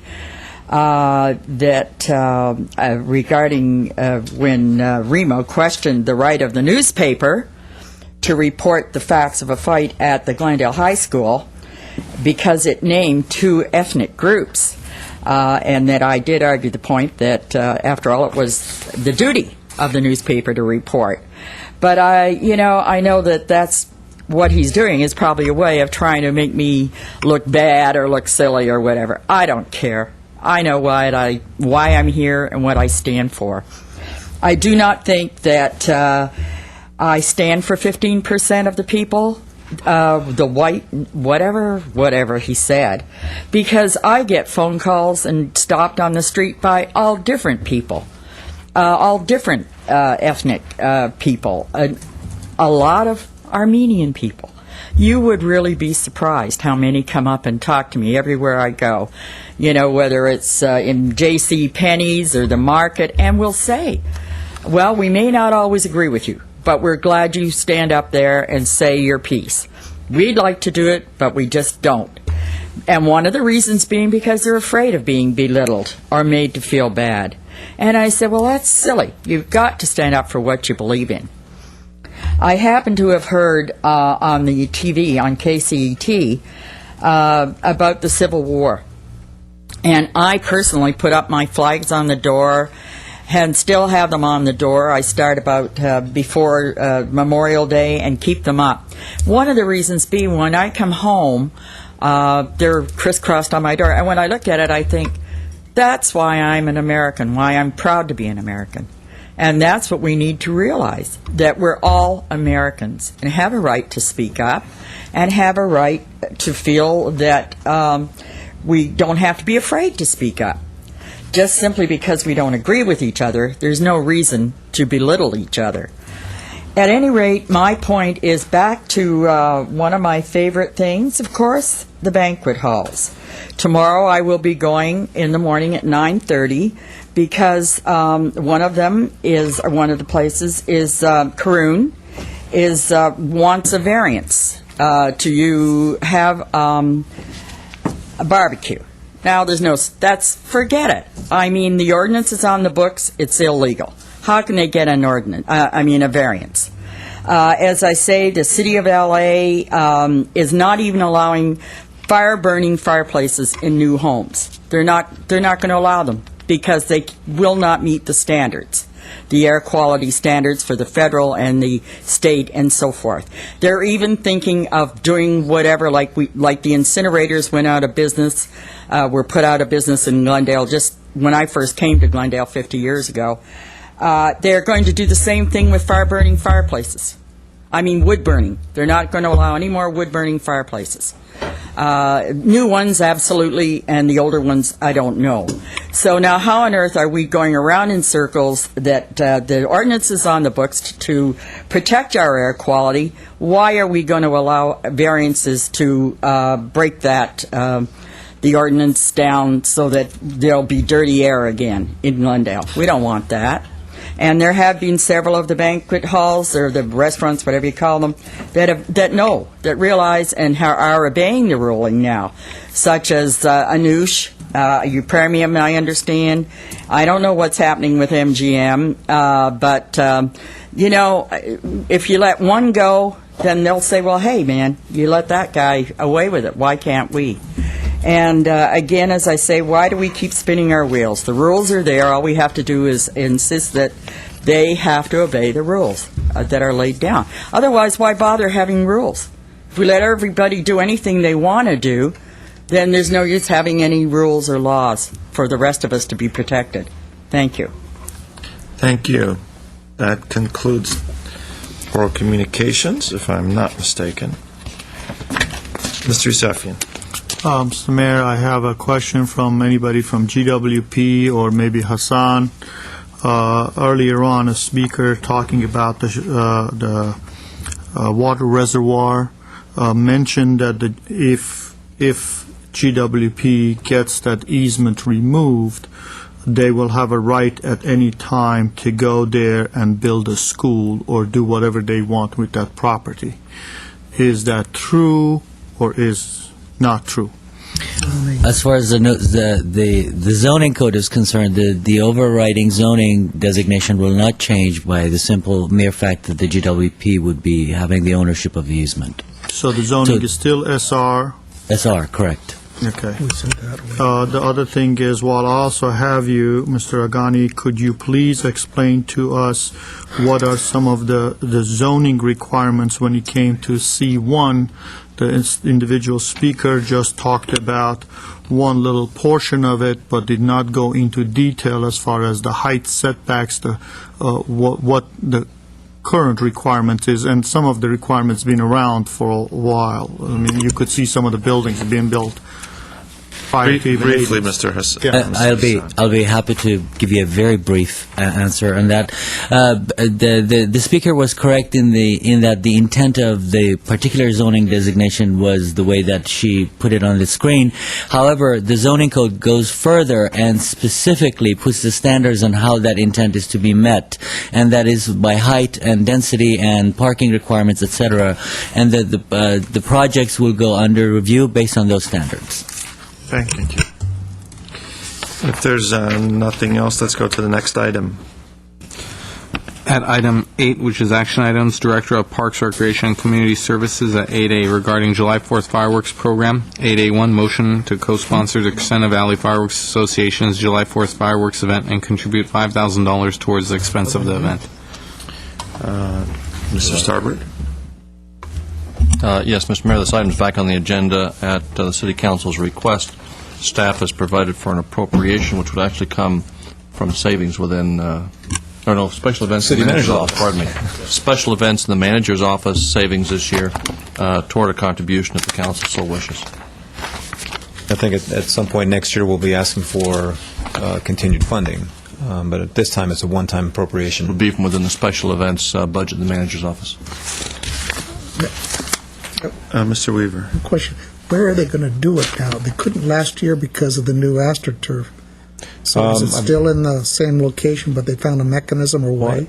I think they're doing there's a school next to it. That field as well as the softball field, they're using those two areas, is my understanding. Where will the people sit, though? I think the softball field area. And I may be, okay. I think Councilman Draymond probably knows more about that than I do. Yes. Mr. Draymond, are they going to sit on the... No, my understanding is that isn't the case, but I'd rather let the experts give the definitive answer. Well, we have cards on that. We do have some cards. And if there's no... It's just a report. Tell us where we're going to sit. Let's take it from the public at this point. David Myers. I think we're all going to come up here. Steve Pierce and Paul Dutton. And 3 for 1. Gentlemen. The fireworks are actually going to be shot from the same location. I'm sorry. Excuse me. I'm Steve Pierce. The fireworks are actually going to be shot from the same location at CV High School. The people will actually sit on the field at La Crescenta Elementary School. So the only thing we've changed is the actual location of the people that are going to be on the field watching the fireworks event. What happened last year that... Last year, the Crescenta Valley Chamber of Commerce chose not to support the event because the field was a brand-new field, and we had no location for it. So this year, again, the Chamber of Commerce decided it was not an event they chose to go in and support because of a fear for maybe losing some money on the event. So this new group called the CV Fireworks Association came about, and we have secured funding from the supervisor's office and from local businesses and support groups. I thought it had something to do with the fireworks being on the AstroTurf field. No, the fireworks were never actually on the AstroTurf field. Okay. So, no. That was the answer. Sure. Go ahead, Paul. Mr. Weaver, Mayor, distinguished councilman, it's basically because the field, people weren't allowed to get onto the field or have food on that field or water or drinks because of that new field and the kind of AstroTurf that it is. So they weren't allowed to have any kind of rides or carnivals or any of those kind of events. So that's why we can't have it on the football field at all. Okay. So we're now having it at La Crescenta Elementary School and be sitting there, and also on Prospect Avenue as well. People can stand there as well and watch it. And if we ever put an AstroTurf field there, we've got another problem. Yeah. We hope not. Mayor, council members, my name is David Myers. A lot of the but some of the questions are coming about because logistically, in the past, the people have been able to stay and purchase tickets in the stands, and somewhere around 16,000 people, something. Well, we don't have that many before, but about 6,000. So, okay, sorry. So it's about 6,000 people, and the funding for that, it was a self-funded event, basically. And because of the reduced amount of space, because we're holding the public at La Crescenta Elementary School, that's the reason why we have to reach out to the community, because the ticket sales from the event itself is not going to be enough to complete the whole event for the future, as well as this year. So this is going to have to be a community-supported event unless we find a different location completely. It's Glendale's fireworks show. Yeah, but it's a great fireworks show. The community really comes out strong for it, and I'm sure the fire department's happy that we're actually going to have this, because it encourages people to go to a public event rather than hold a private event, shall I say, in front of their house and start a fire. So I'm sure that that's a huge, big plus for it. Sure, absolutely. If I may, Paul Dutton. The event has been put on by the Chamber for 17 years, and it's been a great event, and it goes through all the normal functions of going through the planning division with LA County and the permits division, and with the fire prevention, and with Los Angeles County Fire Prevention Program. We've had the fire marshal out there. We've had LA County Fire 63 out there, squads looking at it. So we were going through all the proper channels as we always have, and even more so now. So we're done our due diligence on this without a doubt, and we have our Arson Watch program and people that will be there as well. We'll have Arson Watch people on the ground. We're within all the right limitations of footage-wise, so we're being extra cautious this year. We'll even have hoses on the field itself. So we're going almost overboard on this. We have security officers up on the Prospect. We've had Prospect completely closed off. We have an emergency safety lane on Prospect, and we feel it'll be a very, very safe event. We've gone through all the proper channels to do that and ensure the safety of everyone involved. Mr. Draymond? Now, let me add a couple of things to sort of fill in some of the blanks. As Mr. Dutton said, this event has gone on for 17 years.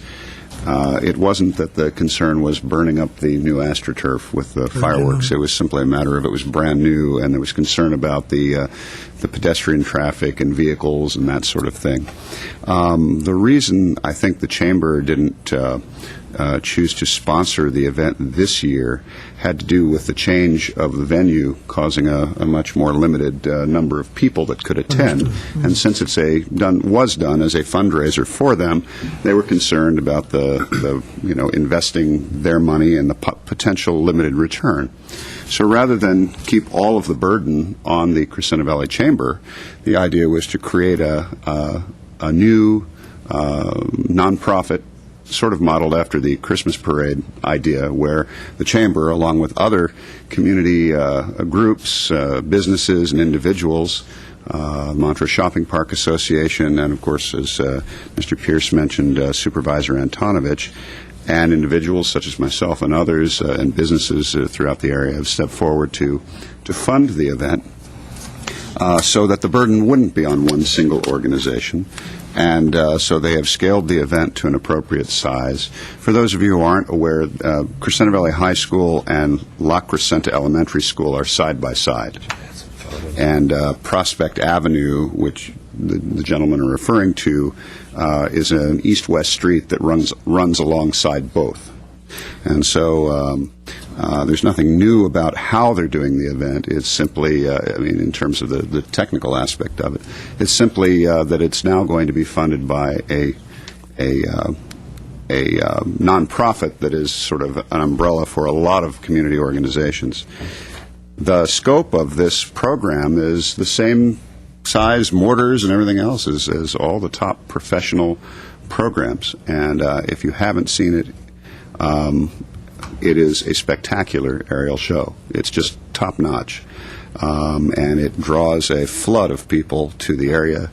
And when the event went away for that year, what was noticed was a significant decline, a negative impact on the retail in the area, the restaurants, and so on, and an increase in people setting off fireworks in their driveways and backyards and on their street, both in the Glendale portion of the annex and also the unincorporated area. So, as Mr. Weaver just pointed out, this is Glendale's, in quotes, fireworks show. Just happens to be slightly over the border by a couple of blocks into the county. And I have a few questions. What's the total cost of the fireworks? In other words, our $5,000 is how much of a contribution towards the... I would roughly say our total costs are going to be between $24,000 and $26,000 to put this show on every year. And is this something that you need to buy a ticket to appreciate, or is it something from the surrounding homes and stuff you can... As in the past, there's probably 10 to 20,000 people surrounding the area that don't buy a ticket, that pull up to the local restaurants and parking lots and streets and just stop and watch it for the 20 minutes that it goes. However, we hope to see, in the past at the football field, we've had as many as 5,000 to 7,000 people, usually on average about 6. And here at the venue that we're going to have at Lockwood Center Elementary, we expect to have between 3,000 and 4,000 before that we will reach a maximum that we'll be allowed to have. So it'll be a little bit smaller, yes. And are you esteemed gentlemen? Of course, you're on the... I know Steve. You're both on the town... Center Town Council. I'm a past president of the Crescenta Valley Chamber. Steve is a town council member, and Dave Myers is myself. So I've worked with the Chamber of Commerce on this particular project for about 5 years, and have actually helped try to get this last year when we had to switch the venue from the football field to a new spot. So I came up with this idea of using it at Lockwood Center Elementary School, and then Steve and myself have basically spearheaded this into a new campaign, as Mr. Damon was saying, with now a nonprofit organization that is now the 4th of July Community Fireworks Association. Yeah. And so the direction is under your steady hands. Yes, sir. Okay, absolutely. Because I didn't. Right. We like to continue this not only this year but in years to come. As a great tradition for the Crescenta Valley and for Glendale, and it's only fireworks really. And as Mr. Damon was saying, we have 3 and 4 inch mortars here. We shoot out as big as they do at Pasadena, or the Rose Bowl, and it's quite the show. Yeah. Okay. From a legal standpoint, in light of the conditions of the brush, should there be an accident, does the city hold any responsibility because of our significant contribution towards the event, and we're all of a sudden calling it Glendale's fireworks show? The good news is that question is somewhat moot by the fact that they've agreed to name us as an additional insured under their policy. So they do have sufficient? Yes. And you've reviewed all? We've actually spoken to their broker and made all arrangements, and they'll be naming us as additional insured.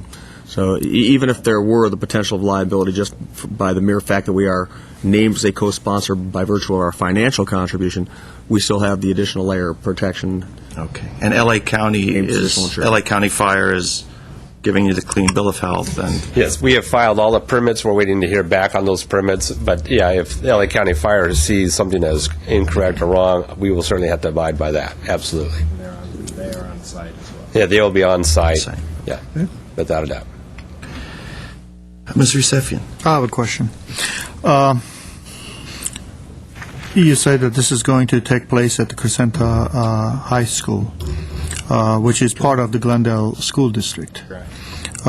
Is the school district charging you part of that $30,000 or $26,000? Is the school district charging you for using the facility, or that is their part of contribution to the event? No, not that I know. We have worked very closely with Greg with Greg Franklin, on this, and working with the Glendale Unified School Board, and they have given us their they're okay on doing this, and working closely with their engineers and their custodians, making sure everything will go well. But they are not charging us for the use of this, of Locker Center Elementary School. So there's no charge for that. That is You correct. also mentioned that you're closing the street, Yes. okay? And it's not in Glendale, so you got a county permit for closure of the street? I have filed the LA County permits for the street closure myself down at the Alhambra office, and we're waiting to hear back from that. The initial response to them was it was very well planned out. Like I said, we do have an emergency lane on Prospect that it will be cordoned off. Okay, and what is the name of your group? It's Crescenta Valley Fireworks Association. Yes. Crescenta Valley Fire.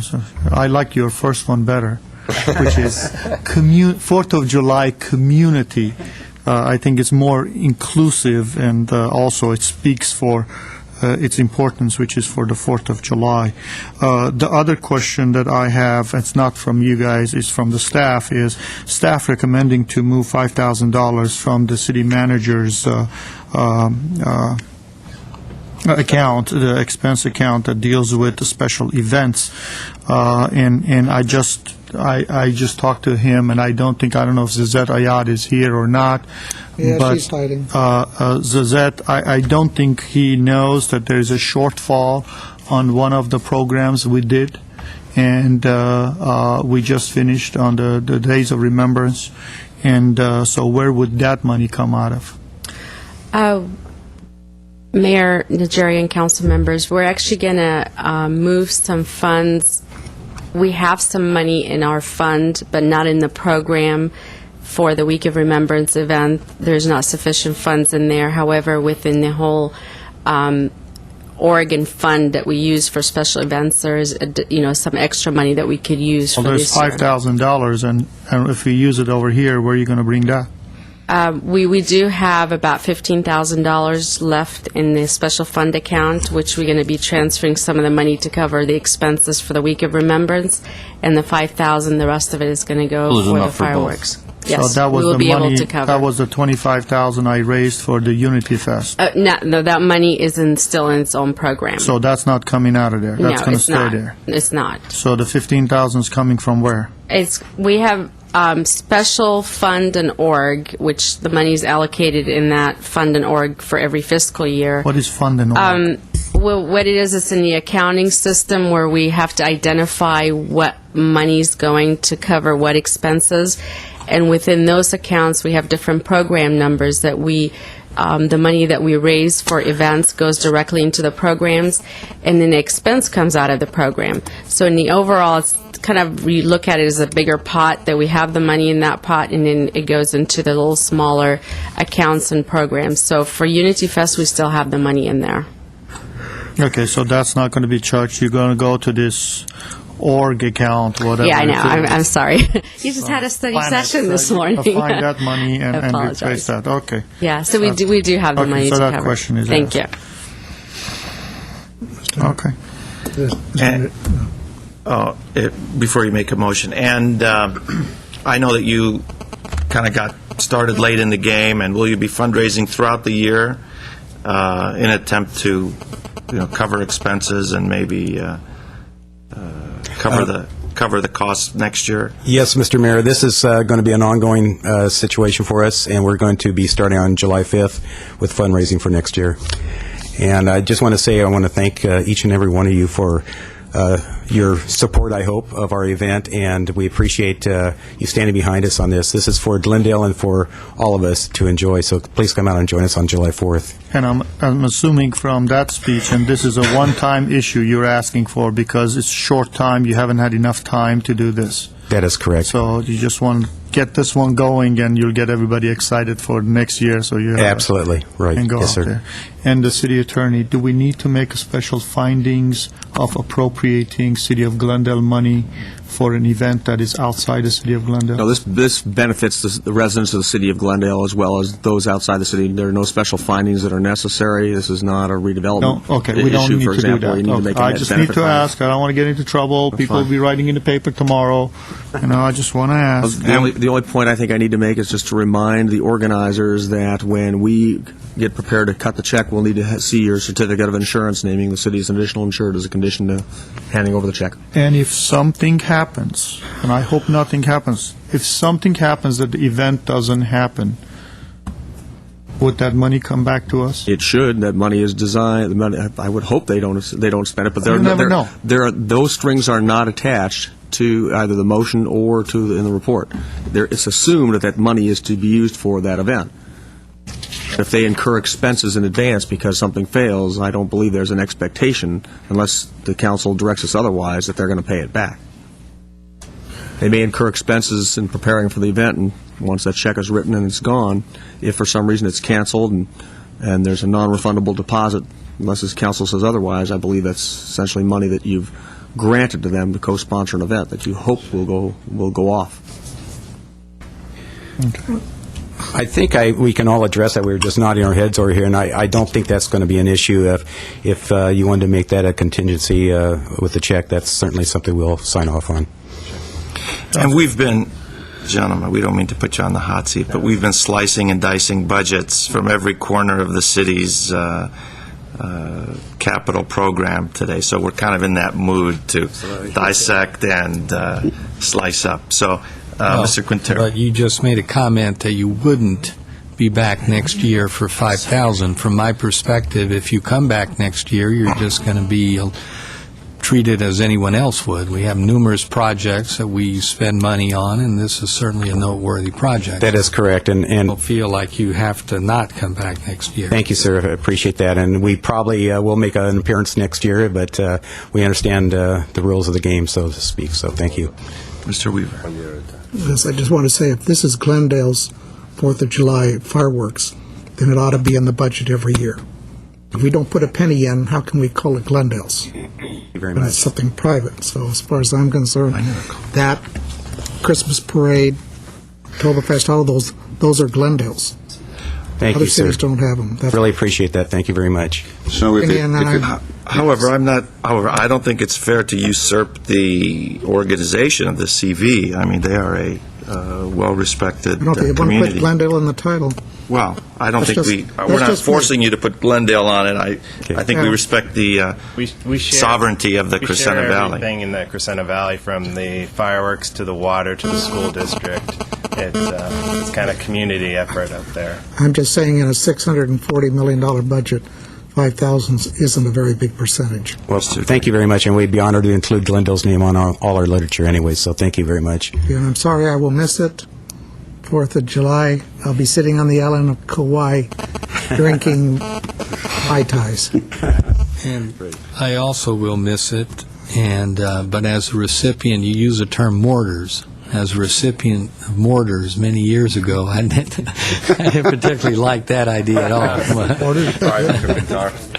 Incoming, yeah. I won't be in town, otherwise I'd certainly be there. Mr. Nigerian, Motion. I'll move A1. Second. Motion and a second with no. Sorry, Mr. Mayor, members of the council, again, not to sort of beat this horse beyond death. Was there any sentiment to add to adding language that in the off chance the event does not occur, that the city would be refunded the I don't think it's $5,000? necessary. May I ask a question? Mr. Drain. What do we do with the Christmas parade or any of the other events that we do contribute funds to as one of other groups? It's used. I believe it's the same thing I mentioned before. That money is essentially in the form of a grant, whether it's called a co-sponsorship or not. It's given to the organization. There are some where there's an expectation that the money is tied to the actual event itself, but I don't believe we've ever gone after an organization which has In failed short, to we put on don't an address it. We really don't. So if it snows on the 4th of July, That'll be a first. That'll be a first. Didn't the guy run off with the money one year? 4 or 5 years ago? And I think was that's there a problem with yeah, that? and that's the issue that I have with the I know there was Christmas some parade. sort of We always had Christmas parade. Litigation or something. Council members, I'm sorry. That was several years ago, over 10 years ago. Mr. Boehm could tell you more about it. But simply the pyrotechnician was overcommitted in 2 different places at one time. That won't happen. The only reason the fireworks would not go off is if the pyrotechnicians or the fire marshal thought there would be too much wind. But in 17 years that we've seen it, it's never been an issue, it's never been a problem, and the fireworks will go off, I assure you gentlemen, as I stand here. Why don't we move on, then? We have a motion and a second, and we're not adding the special strings attached language, and let's have the roll call. Council members Draymond? Yes. Quintero? Yes. Weaver? Aye. Yusefian? No, I wanted the strings attached, sorry. Mayor Najarian? Yes. Thank you. Thank you, gentlemen. Thank you, gentlemen. Thank you very much. The next item, please. 8B is Director of Parks, Recreation, and Community Services regarding renovation of facilities at the Shoal Canyon Ball Field, spec number 3174. At B1 is resolution adopting plans and specs and directing the city clerk to advertise for bids, and at B2 is resolution appropriating $215,000. Mr. Weaver. Move 8B, 1 and 2. Second. We have a motion and a second. Any questions of staff? I think they answered it during the budget hearing. Right. Okay, let's take roll call, please. Council members Draymond? Yes. Quintero? Yes. Weaver? Aye. Yusefian? Aye. Mayor Najarian? Yes. Great report. Great report. Thank you, gentlemen, for sticking around. Go get it done. The next item. 8C is Director of Public Works regarding appropriation of additional funds for Management Services Office remodel. At C1 is resolution appropriating $87,000. Mr. Weaver. Move 8C, 1. Second. Mr. Quintero. I will be voting no, since I voted no in this project from the beginning. Thank you. No further discussion. Roll call, please. Council members Draymond? No. Quintero? No. Weaver? Aye. Yusefian? Aye. Mayor Najarian? Yes. And the next item. And 9 is hearings. 9A is Director of Planning regarding General Plan Amendment Number 2006-02, update of the noise element of the general plan. 9A1, resolution certifying proposed draft negative declaration. 9A2, resolution approving general plan amendment 2006-02. Thank you, Mr. Scott. Is this a full public hearing? Mr. Howard, I'm sorry. It is. Okay. As opposed to last week's limited. Correct. Mr. Garcia will be handling this matter. Thank you. How many votes? We need How many votes? 3 votes? Yes. Okay, before I forget, I would like to open the public hearing and go to Mr. Starbird. And I'll go to Mr. Hagani. As Jeff Hamilton,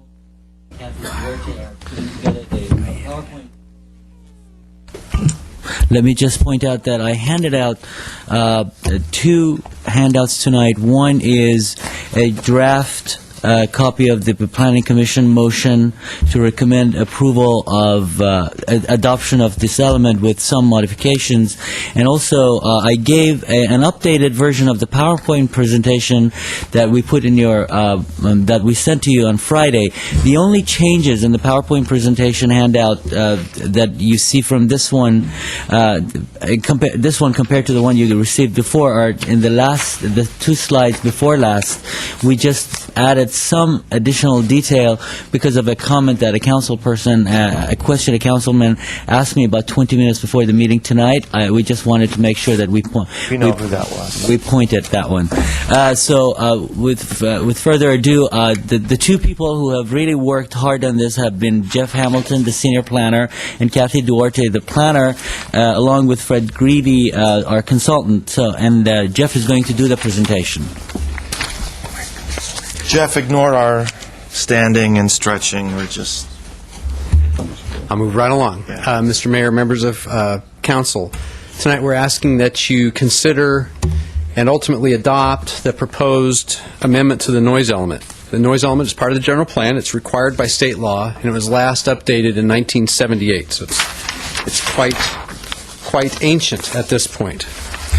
The purpose of the noise element is to set goals, policies, and implementation measures to minimize noise impacts from existing noise generators and to mitigate the effects of future noise generation on residents. We have come up with both an analysis of existing noise conditions and we have proposed new programs and policies to deal with what those conditions will be in the future. I'd like now to introduce Fred Greavy, our consultant, who is going to describe some of the issues and technical details related to the preparation of the element. Which button am I pushing on this? Just click that one right there. All right, Go forward. Great. My name is Fred Greavy. I'm a principal in the firm of Mestry Greavy Associates. I'm a registered civil engineer in the state of California. The noise element update started off with a couple of very important meetings. One was meeting with city staff, all the departments, including the planning department, code enforcement, law enforcement, mayor's office, to solicit what all the noise issues, what noise concerns were being raised in the city. There was also a public meeting that was advertised in the paper. We had a reasonably good turnout where we solicited inputs from the public on what they were concerned about. All the issues that were raised in these meetings we tried to address in one way or another at some point through the noise element process.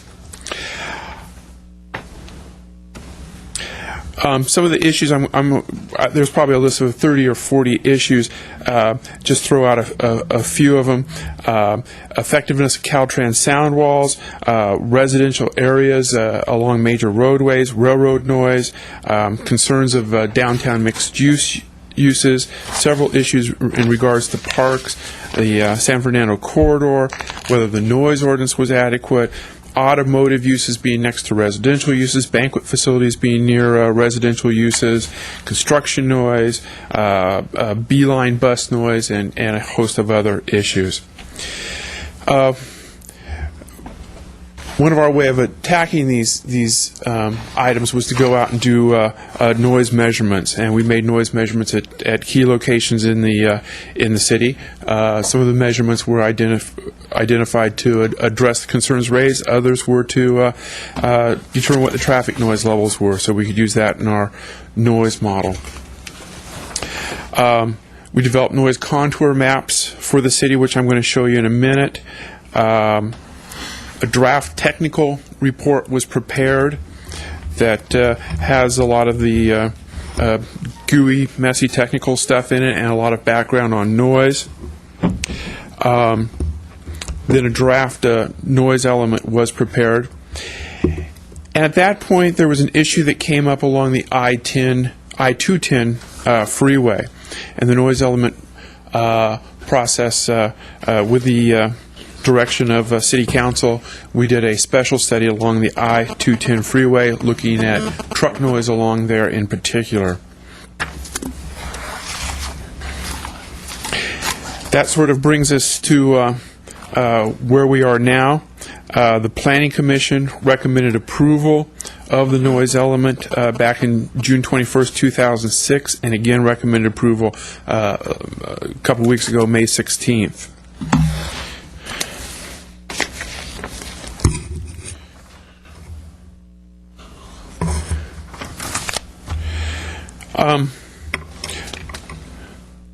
The study concluded that by far the main source of noise throughout the city is the motor vehicle noise. That's probably no surprise to you, but it really is the dominant noise source and the biggest concern in the city as far as noise levels go.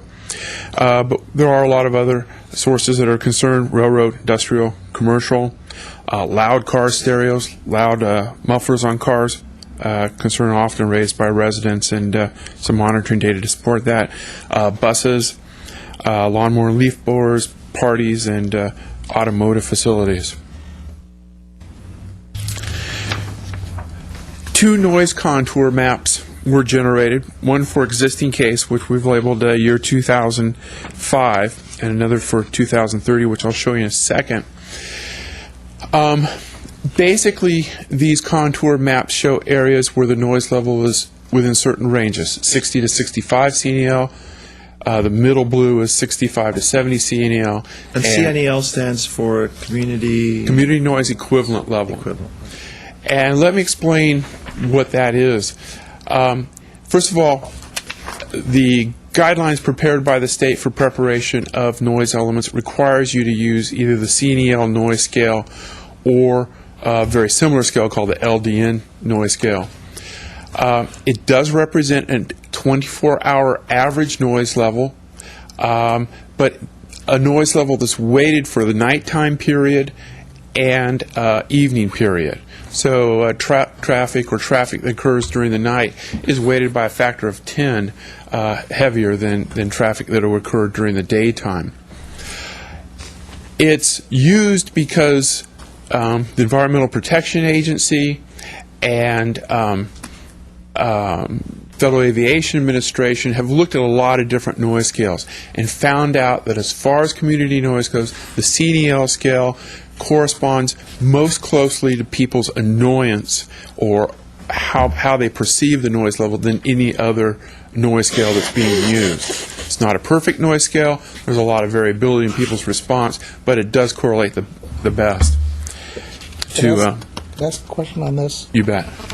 Since I live on East Glen Oaks, and I'm familiar with East Chevy Chase, similar canyons, yet you have the noise in Chevy Chase. Is that because of the narrow canyon and it sends the noise upward in Chevy Chase as opposed to Glen Oaks, which is much more open?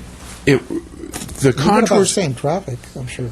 The contour widths are driven mostly by the amount of traffic, and the vehicle speed's very important. Also, the percent of trucks that are on that roadways has a big effect on the contour. Canyon effect is also affected a bit, but to a much lesser extent. I just want to also comment that I just point out to Mr. Weaver that you can look at Kenneth Road and see the amount of noise.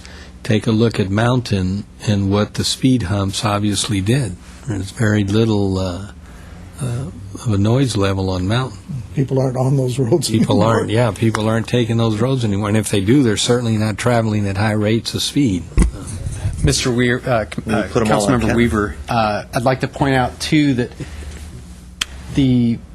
one of the thresholds is at least, I think it was 10,000 vehicle trips to be mapped, essentially. Okay. And I don't believe that part of Glen Oaks reached that threshold. That's true. Slightly less traffic than Chevy Chase. Okay, I'm with you. The next exhibit I'm going to show you is for the year 2030. There are some changes, but in general they're fairly minor changes. We see the contours growing, but we don't see any major areas where there's huge amounts of noise that are showing up that weren't there already. Just a sort of a general increase, usually due to a general increase in the corresponding traffic. And where did you get your traffic volume assumptions for that year? We got them from your traffic department. They actually provide us the traffic data. For speeds, we actually went out and drove roadways and noted posted speed limits on roadways, and truck percentages we got from Caltrans data. In some cases, we counted trucks on roadways. My concern is should the I-710 tunnel connection be completed? Not necessarily the tunnel, but should the I-710 connector be completed? I'm forecasting in my layman's ability just a huge increase of truck volume along that 210, and so I'm wondering if that scenario was factored in when our traffic folks gave you the volumes. That's wonderful. If I may, Mr. Mayor, that would change the assumptions, and I'm assuming that by the time that the results of the 710 discussion are completed, we will be up to updating this element, which would be in about 10 years, and definitely that would be taken into the model as the existing conditions. If a project is approved, then we would count it as existing conditions. At this point, it would be speculative. But in a general sense, and let me sort of get to the larger picture here, that's something that's beyond our control. Correct. That's Caltrans and the other governmental agencies. Is there anything we could do other than predict that? And there's only so much mitigation you can do. Sound walls, which again are not within our jurisdiction. Pavement type, which is not in our jurisdiction.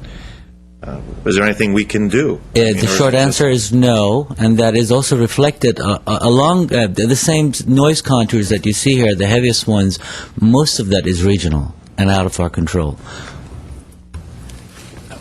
I would also point out that if you look at the width of the contour along the 5 freeway and compare it to the width of the contour along the Foothill Freeway, they're roughly comparable. It's really hard to imagine that the traffic on the Foothill would increase so much that it would be dramatically different than what we might expect along the 5. Would traffic increase and would the contours widen? Probably. But would that really change any of our goals, policies, or programs? I would suggest not. There might be some additional areas of the city that would be affected, but it probably doesn't change the fundamental elements of the document itself. Okay, thank you.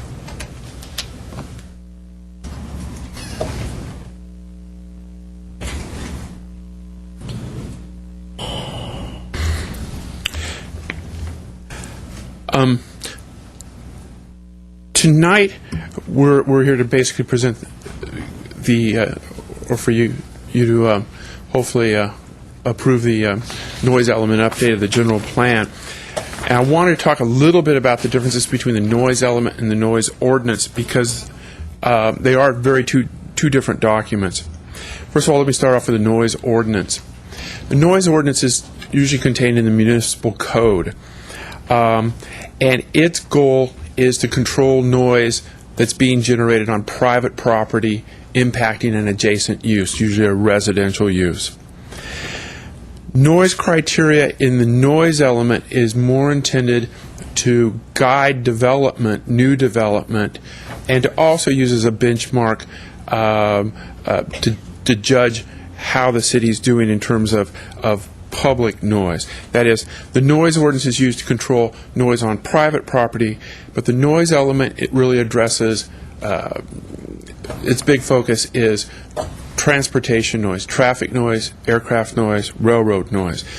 The criteria or standards that are in the noise element basically say if you're having a new development go in, you need to make sure that it meets these standards, and the noise that we're concerned about is transportation noise sources.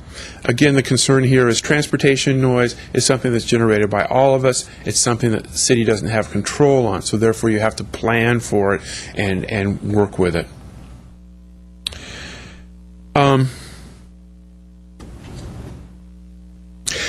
As part of the noise element, though, we got quite a bit of discussion in both the public and private meetings about noise sources that are controlled by the noise ordinance, and we did review the noise ordinance. The city does have a very good noise ordinance. It was updated in 1991.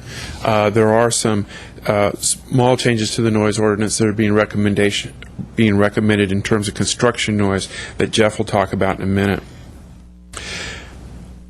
In the noise element update, we're recommending many measures, usually in the terms of goals and policies. And some of these are listed here, including continued use of noise barriers for some projects, but also to work with Caltrans in trying to get noise barriers, more noise barriers along some of the freeway areas. Land use planning, I think, has been beefed up quite a bit in the noise element update. There's a compatibility table in there that's been updated, and probably more importantly, there's a noise standards table that new projects will be need to evaluate to make sure that they're building projects that will end up with a good noise environment. Site design review, there's some guidelines in there for it, and I think the document makes the city a lot more sensitive to circulation improvements and how they might affect noise, as well as same for truck access restrictions. With that, I'm going to turn it back over to Jeff.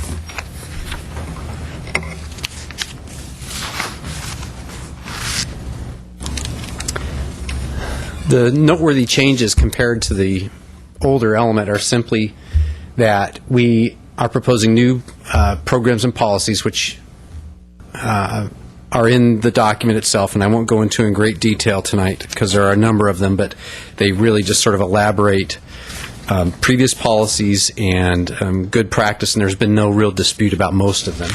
We've also updated the maps to reflect current traffic conditions, and we are proposing that Saturday construction hours be restricted or narrowed. Currently, the noise ordinance allows them from 7 a.m. to 7 p.m., and we're proposing that they be pulled back to 9 a.m. to 5 p.m. This was in response to specific complaints about people that we heard from the community about noise, construction-related noise bothering them on Saturdays. We think that this standard is reasonable. We've compared it against some cities in the vicinity of Glendale and found this to be comparable to other standards, and we think that this is a feasible and appropriate way to address the comments from the community on this topic. I have a question on that. If a homeowner goes out and turns on his skill saw in his garage, illegal under this? Or is this for the construction companies, contractors? Yeah, I believe that the way it is in detail, it's related to commercial construction activities, not private. That poor homeowner wants to get an early start. And there's also an exemption for emergency situations also.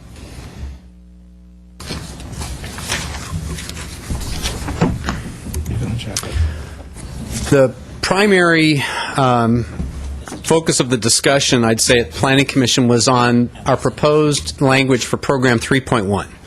Planning Department proposed two alternatives. First was to use the criteria in Table 1 in the element and in Table 2 to assess the compatibility of proposed land uses with the noise environment.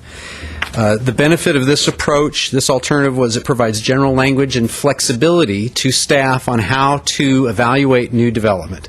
It provides a policy direction that would be supplemented with an administrative process that the staff would develop following the adoption of the element. Planning Commission, however, was not in favor of this because they believed that it did not provide staff and developers with enough certainty about requirements, how those requirements would be met, what kinds of studies would be prepared, what the details of the studies would be, and they felt that the language should go further. Alternative 2 was the one preferred by Planning Commission, in which there are proposed land uses. Essentially, we would describe them as sensitive land uses, single-family, residential within mixed use, hotels, quiet areas. New development of this type would be evaluated against the 60 CNL or higher noise contour. And if projects were proposed within, if these types of sensitive projects were proposed within that environment, that contour, then they would be subject to preparation of a noise study by a consultant, qualified consultant to the satisfaction of the city, and that the study would have to propose feasible mitigation measures or conditions of approval to ensure that the new development met the requirements and would be developed in a way that would provide protection to the new residents. Now, I should note that at least two commissioners suggested that the noise study should be done by an engineer. It was my recollection on preparing the staff report that at the end of that discussion, they pulled back, the commission as a whole pulled back from the requirement that it be done by an engineer, and that they, in fact, as a body, approved staff's proposal, which was that the study be prepared by a qualified consultant. Studies prepared by a qualified consultant could, in fact, include studies prepared by a certified engineer. They just wouldn't be limited to that person or that type of individual. It would be broader and could include certified acoustical consultants or other professionals, which Mr. Greavy can describe for you if you want to go into that detail. So I believe that, in fact, that the draft minutes that you have before you don't actually reflect the final decision. We did not review the audio tape today to confirm that, because this issue came up very late. The discrepancy. Came up very late for staff. There's no video archive that we can take a look at of the Planning Commission meeting. At least we weren't able to today to confirm that. So all I can advise you is what my recollection and Hassan's recollection are as to what Planning Commission, we believe their intent was. There is no magic answer as to who should prepare such a study, though. And it is ultimately up to the discretion of the City Council whether they find that it should be that type of individual or somebody else. Mr. Weaver. Yeah, I raised that question because I was trying to find out if the motion, but I got to Hassan too late. There was the other one in there about a suggestion that to indicate the interior and exterior noise standards for both daytime and nighttime. Was that dropped too? It was, we did not support that, even though Planning Commission recommended it at the time, and on that day, it sounded like a good idea. But after discussing that issue with our consultant and the point that he makes about the different intentions and focus of a noise ordinance versus the noise element, and the fact that they actually use different noise standards, CNEL versus DBA, and it did not seem appropriate really to pursue that in great detail any further, because one complication is simply that the noise ordinance has both daytime and nighttime standards. It has single-family, multifamily standards, and so trying to figure out how it would be consistent is difficult. I just didn't know from the motion if those were incorporated or not. You clarified it. That one we respectfully disagree with their assessment and their recommendation. Okay. I have a question. Mr. Secretary. You have given us a little weighted sound chart in here on Exhibit 3, which deals with the decibels. Yes. Now, I know in the airport we basically deal with CNELs because that's what we do. FAA is requiring that. When in here it says 80 decibels, it says diesel truck. What does that mean with the CNELs? Same thing? I'd have to defer to the consultants about that. I'm not sure that they're directly related, but... No, they wouldn't be directly related because the noise chart you have in there is for a single event, a single truck passing by. Whereas the CNEL scale, it's going to count for the number of trucks that pass through in a day and what time of day they're going to occur. Okay. Because you have the ambient noise that you have to deal with. That's right. Well, at night it's going to sound louder than it is during the day because there's no ambient. That's part of it. And you're going to be more annoyed with noise at night. You're trying to sleep or you're trying to relax, whatever, whereas during the day, there's usually more activity, you're more active, you don't notice noise as much. So the CNEL scale has a weighting factor for the nighttime noise. Okay. And again, it's a 24-hour kind of noise scale. The reason I asked that question is because in here, a 60 decibel, which people understand, and you put it in so concisely, between 60 to 80 to the average person who doesn't know all the fancy terms, it's a car that is moving at 65 miles an hour. 65 miles an hour. That's about 77 decibels. You put in some examples so people know what that means. Sewing machine, when you turn on your sewing machine, that's 60 decibels. Air conditioner at 100 feet at 60 decibels. Between 80 to 100 decibels. Telephone ringing. So when your phone rings, you put down 80 decibels in here. Vacuum cleaner, 60 to 85 decibel. If you talk too loud, is 90 decibels. Garbage disposal, 80 decibels. And my question was, your item in here is, you're suggesting that anything over 60 CNEL, you have to do this whole study, which means more stuff to do. Based on this, doesn't it, we talked a little bit earlier, a couple of weeks ago, about, trying to streamline projects. Now, through this ordinance, with the 60 being so low, almost, if you want to vacuum your outside of your building, you're going to have to do one of these things. and that's more money and more time, and God bless the consultants, they're going to be sitting down there and printing more money. I mean, isn't that kind of overdoing it? I mean, I could see when you move in a direction of when you have like a snowblower, a pile driver, now that's 100 and 120 decibel. Now, I don't mind having that study being done, but do I want to do a study at 60 CNL? Well, understand, Councilmember Yusefian, that what we're talking about is long-term exposure to people living in this location. We're not talking about one-time exposure to a truck passing by or even a weeks-long exposure to a pile driver. What we're talking about is somebody who will be residing there and being exposed to this noise level for a very long period of time. Now, in particular, I think that the 60 CNEL level is defensible because in Table 1 of the element, this table comes from the state of California. These are their recommended standards for assessing new development. And you'll notice that for multifamily residential, they're suggesting that new development of that type is conditionally acceptable at the 60 CNEL or higher when you also prepare a noise study. Now, because that's sort of a state guideline, you know, that are we used don't have for, to follow state guidelines. I know we We're a don't. Charter city, and on top of that, I don't see what the difference is. I mean, the noise is going to be there whether you do a study or you don't do a study. Okay, that's my point, because what we do in this city, and some other cities do the same thing.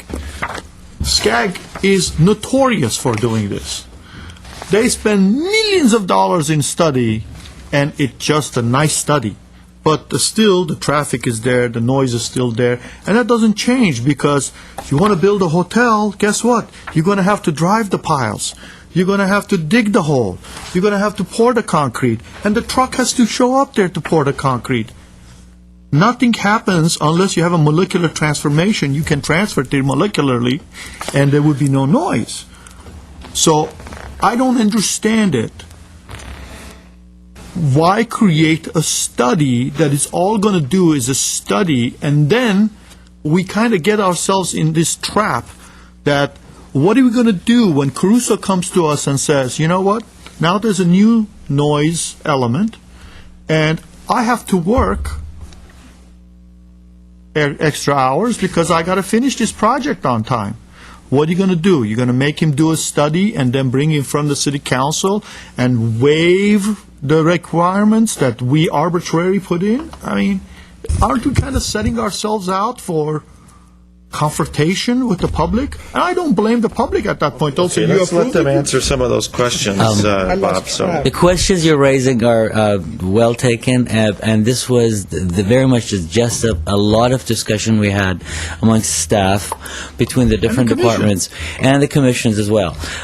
So there are two parts to that. One is, are we going to set a standard in terms of the noise that will be reaching within a new development? And that was, how much noise are we saying that we should allow to be reaching within a brand new development, especially now that most of our developments are focused in downtown and along San Fernando Road, two of the arguably the noisiest places in the city.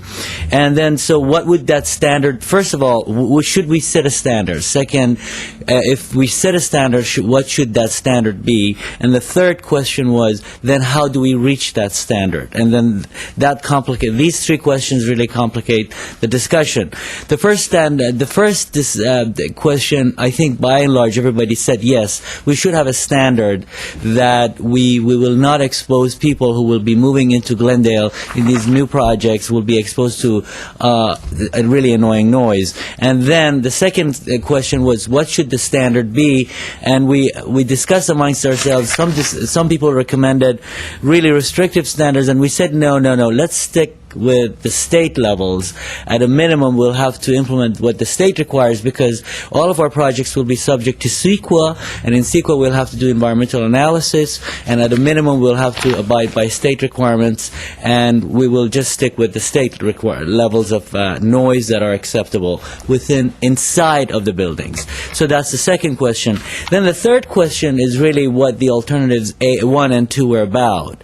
How do we do that? We looked at implementing or imposing certain construction methodologies so that we would not subject people to a noise study. And after discussions with our building officials, he told us that yes, you can require certain types of windows and certain types of construction methods, but we do not know whether or not every contractor will really abide by them and will provide the results. So we might be setting ourselves up by saying, you take these steps and you will meet the standard, but then some people may not actually take the right steps. Then the question was, should we then just put the general standard and then leave it open with staff to develop the methodology, which was alternative one. That we proposed to the Planning Commission. We said, we'll set the standard, but the methodology will develop and new technologies will become available, and maybe somebody, without being an engineer, can come up with a device that can go inside a building and say, yes, the noise measures say that you have reached the standard, or you don't. Or the construction industry will come up with new methods that they can publish in the URL, and then we can adopt those.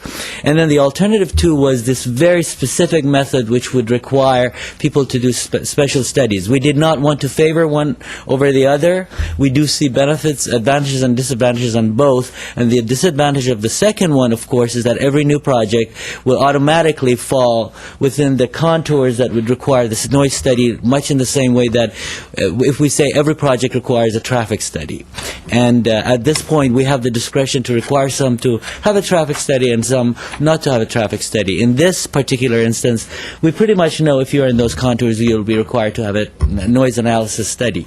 So the Planning Commission chose this one, and there was much discussion about who should do the study, and that's kind of where we left it at. And it's before you, this is what we're forwarding, and if you'd like to step away from that, of course, we'd be open to that. Well, my question is 60 CNELs. Yes. If we go to 70 or 80, would that create a major problem? I mean, I'm trying to, I understand that what CNEL is and what decibels are. Okay. I'm trying to be sensitive to people who are in their house and the guy next door is building something, and I think there needs to be some steps taken. So if the guy's using the nail gun and he's doing pile driving or whatever, this person is protected inside of the house and doesn't have to listen to those exorbitant amounts. Yeah. On the other hand, I also want to be sensitive to us not going so far out as, a sweeper drives by the city and all of a sudden now you are in trouble because bell ringing, your phone rings, and how many of us have cell phones that rings? I mean... And those would not be subject to the noise ordinance standards here. The construction examples you gave, especially the pile driving and stuff, they're going to be subject to the noise criteria that's in the noise ordinance. And basically, you have to stick to certain hours a day and certain days of the week, right, and you're fine. But what the standards here and the CNEL refer to are noise from mainly a roadway that impacts a new development. The reason 60 CNEL was chosen, keep in mind, CNEL is a 24-hour noise standard, so you've got to have cars or trains running along that area 24 hours a day, essentially, is that the state already requires multifamily developments to meet an indoor noise standard of 45 CNEL. We know if the noise level's 60 CNEL or louder on the outside, that there may be some requirements that building's going to have to do to meet the state indoor noise standards of 45. And what we've simply done is extended that requirement to also protect single-family homes and residential within a mixed use. The 45 indoor CNEL standard is already a state requirement for indoor multifamily noise. Mr. Starbird. Yes, on this, just when I was browsing through the report on page 31 of the noise element, it indicates That's under city noise standards. It indicates that most cities have an outdoor noise standard for rear yards of single-family residential of 65 CNEL.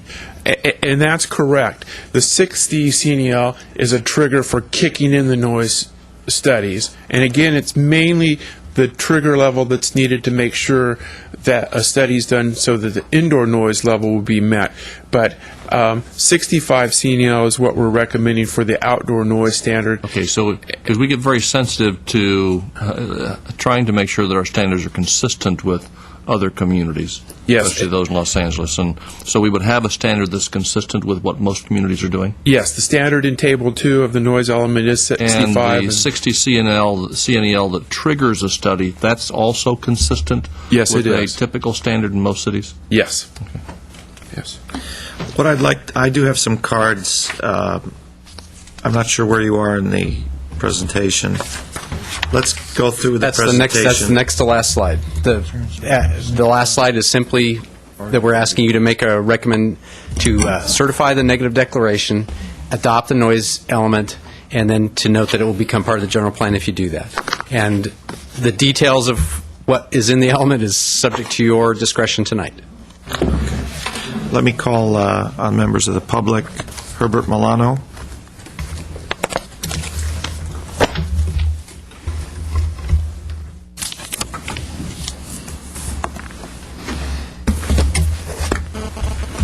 Good evening, Mayor Nayarian, members of the City Council. My name is Herbert Milano. I hope I have enough time to bring some of the key issues concerning noise in the downtown area. I am a resident of downtown, and as such, I think that I have a good 18 years experience in first-hand knowledge about the type of noises that we have in this area. But I want to address one that I don't see covered in this particular element, and one which has been a concern to a lot of us, and also to a lot of my tenants. And I will give you, if I have a little time, I may run over the 3 minutes. About a year ago, when we were doing our celebration for Memorial Day, I watched as one of the fire engines that was blocking the street for our protection. I saw the fireman very calmly walking up to his truck, put his jacket very slowly, walk up into the truck, get in, and turn the siren on. And I assume from that there was no emergency call. Many people that I've talked to has basically told me that they have seen similar instances of firemen and emergency vehicles being used from what they appear to be unnecessary. And so I began to wonder whether the data substantiates that. And the city of Glendale has very, very few fires. On a typical month, we have 2 residential fires in the whole city. I don't have the data with regard to the type of fires that consume more than one room from which the fire originated, but we do know that most fires basically are very often subdued within 10 minutes or less, and the firemen are back out. There is a significant number of false alarms, and I believe that the data will substantiate that over 90% of the calls for emergency vehicles have to do with false alarms. And unless we move towards a kind of environment where we're really separating true emergencies from apparent emergencies, we're going to continue to have an excessive amount of noise coming from emergency vehicles for non-emergency calls. Now, I would like to present this in a way that it doesn't appear political in any way, that is there a possibility for a reduction in the number of emergency vehicles using their sirens, and is there a way to separate that? Some cities have used other systems, and one of the systems that they use is a 311, and the community is taught the difference between an emergency and a request for other items that may seem urgent, for example. I'm running out of time. I wanted to bring up a couple more issues. May I extend my time? How much time do you think you need? Can I have 2 minutes? I'll give you 2. I think that if the city were to look at the data concerning the actual emergencies, that we're going to find 2 major benefits. One is that we may very well reduce the need for so many emergency vehicles being used at the same time. Sometimes we find 2 or 3 emergency vehicles for the type of 911 call that is not true life and death. And I believe that many of these vehicles can arrive at those particular type of incidences fairly quickly. Let's say finding the neighborhood drunk and picking the same person up day after day, having the same issue with the same individual. Or coming to pick up, let's say, a dead body from a retirement home in the morning and doing that every single morning. I think that there's room for us to take a look at that. The second is the issue concerning the helicopter use. Well, now that we have helicopters, it seems like you now have a tool that you're ready and willing to use, and I was wondering if it's really adding to the effectiveness. Now, grant you, I believe that in many cases it will be a very useful tool, but I sometimes wondered if now that we have that tool we begin to overuse it or use it for instances in which it truly is not adding to the effectiveness of the law enforcement event. Because helicopter noise and emergency vehicle noise is one of the major problems in the downtown area, and I think it behooves us for us to take a look at that. I have other comments with regard to train noises and other things, but I know I didn't see it covered as well, but I think it's probably something that the city should take a look at, because the problem is not light, it's fairly severe, and some of you don't experience it because you live in neighborhoods where you're isolated from that experience. Thank you. Thank you. Next speaker is David Myers.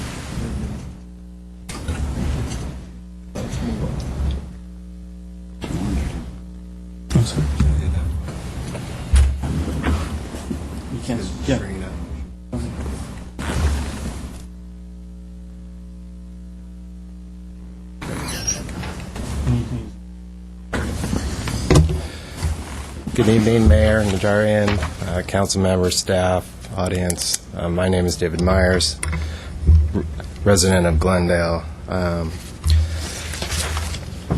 Going through the noise element, it's a pretty daunting task, but one of the key things that I really wanted to look at was the 210 study that was conducted last year. And I've been throwing it around and never really got to it until now. And I know it's a little late in the game, but I kind of started looking at this study, and it just kind of started falling apart in my eyes, right in front of, in my mind, in front of my eyes. And I kind of wanted to go through the study with you and show you the flaws that I'm finding with it, and ask respectfully that it not be included in your plan. It needs to be redone. So as we go through this, the purpose of the study is to investigate the noise levels impacting the residents along the Foothill Freeway in the city of Glendale. These are all quotes directly from the study. That was it. They were just supposed to measure the noise, study the noise level, not be the judge or jury. We're going to get into some of the flaws of it. There's contradicting data. There's a lot of fluff.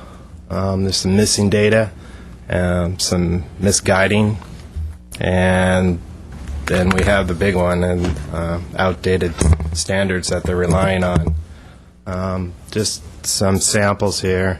On page 14, the noise monitoring data did not reveal any time periods when traffic on the 210 exceeded Caltrans criteria of 66. 66 would be the time when they would start considering a sound wall. But then that's the conclusion page, but on the page right in front of it, Site A, traffic noise levels. This is a person who manually observed these. 67 to 71, occasionally a burst, 75. So we have more and more fluff. Back to the critical data that I'm referring to is that data from the manned period of time. It's not here. It's nowhere in the study. It's not listed, and it's not listed on their lost data. So, not sure where it went. You would think if somebody was there actually taking the measurements, they would back it up with the hard data that they recorded as well, instead of just an observation. How much time do you need, Mr. Myers? Maybe. Are you going 2 through the whole minutes. study? No. I'll give you 2 more minutes. Thank and you. that'll- Thank you. What's 2 minutes in 12 hours? Right. 2 minutes. Sorry. Some of the misguided advice I feel that the city is receiving from this, although the measurements, they did not exceed. That's a true statement under the old standard. Standard that they were using is listed right in here in their study, 1982 standards. Right here I have a memo from the federal government to the state Caltrans authority, telling them that January 15th was the cutoff to use the new standards. That was 2005. This study got underway in 2006. So, under the new criteria for noise under the Caltrans, Caltrans could and commission a study for a sound wall. So for them at the very end, see, the entire study is using the 1982 standards, and that's not the right one. So the new technical term is the Federal Highway Administration Traffic Noise Model 2.5. So it needs to be redone, and my fear is that once this gets approved, it becomes factual, when in fact it's not. And I thank you very much for your time. I'm not an expert. What I did do is I did go on Caltrans. They have an online course called Fundamentals of Highway Traffic Noise. It's a good little online course you can take, free. I spent about an hour, 2 hours doing that, and taught me a lot. So, thank you. And if there's no other cards from the public, I'm going to close I don't know. I'll close the public hearing. So let's go back to... Want to have the civil engineer answer Let's that? get some response. I took a lot of schooling to, more than an hour, to be qualified to say I'm a civil engineer. Okay, what are we going to ask Mess up? Mr. Grieve to Would you like me to respond to? address some of his comments? Yeah. There's the emergency vehicle issues, helicopters, noise study on the 210. Outdated criteria, Not sure the wrong. emergency vehicle issues was one for him, I think. The one by Are we Mr. Milano? exempt from that anyway? Aren't emergency vehicles exempt from noise? They are exempt from the noise ordinance. If there's excess use, maybe you want somebody else to address And that. Mr. Milano raised issues that aren't the consultant's issues. Okay, so let's... I'll address the 210 Yes. questions.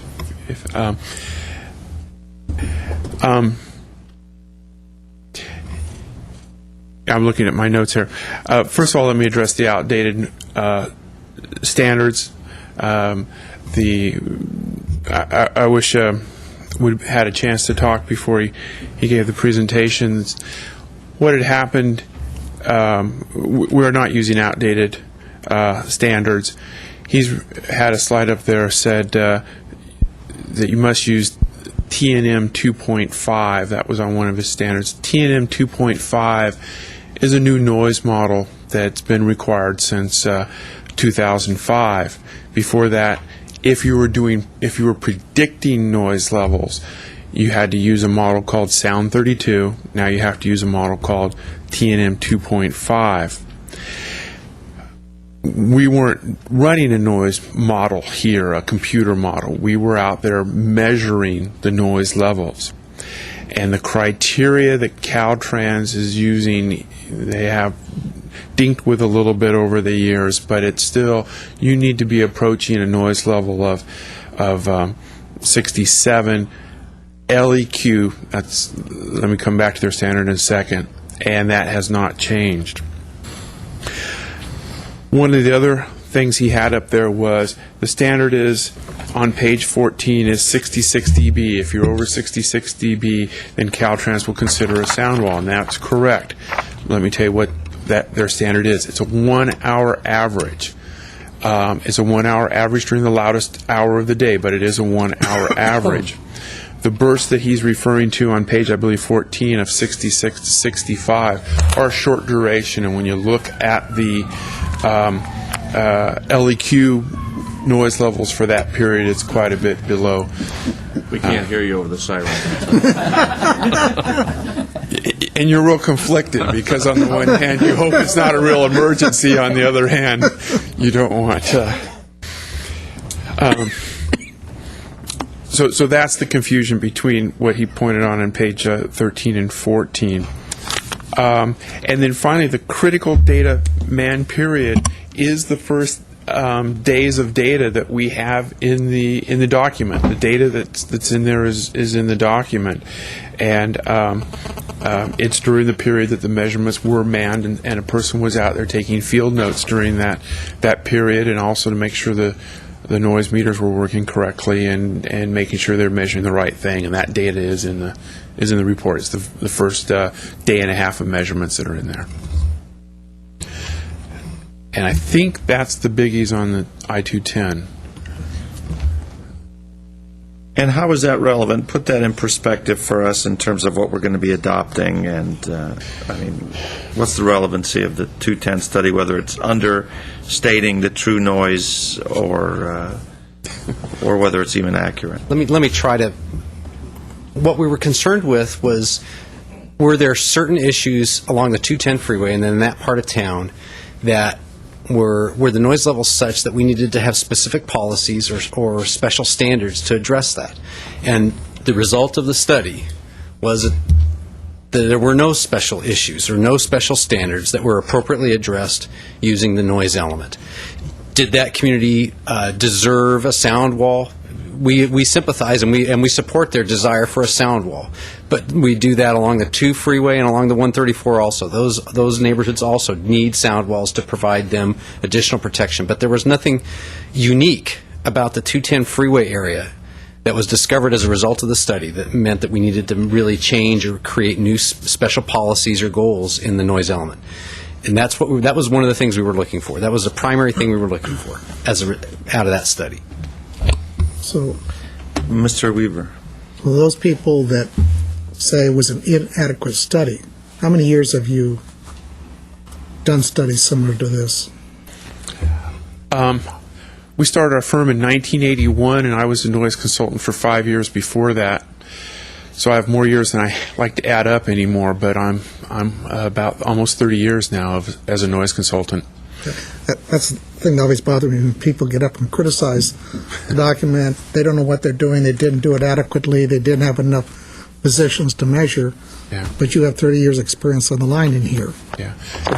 And we did have a public meeting with the residents on this where we presented our findings, and then we spent quite a bit of time there even after the meeting talking to residents about their specific concerns and what they understood and didn't understand in the report. So we've been through a lot of process on that. Okay, thank you. Mr. Sefian. Don't leave yet.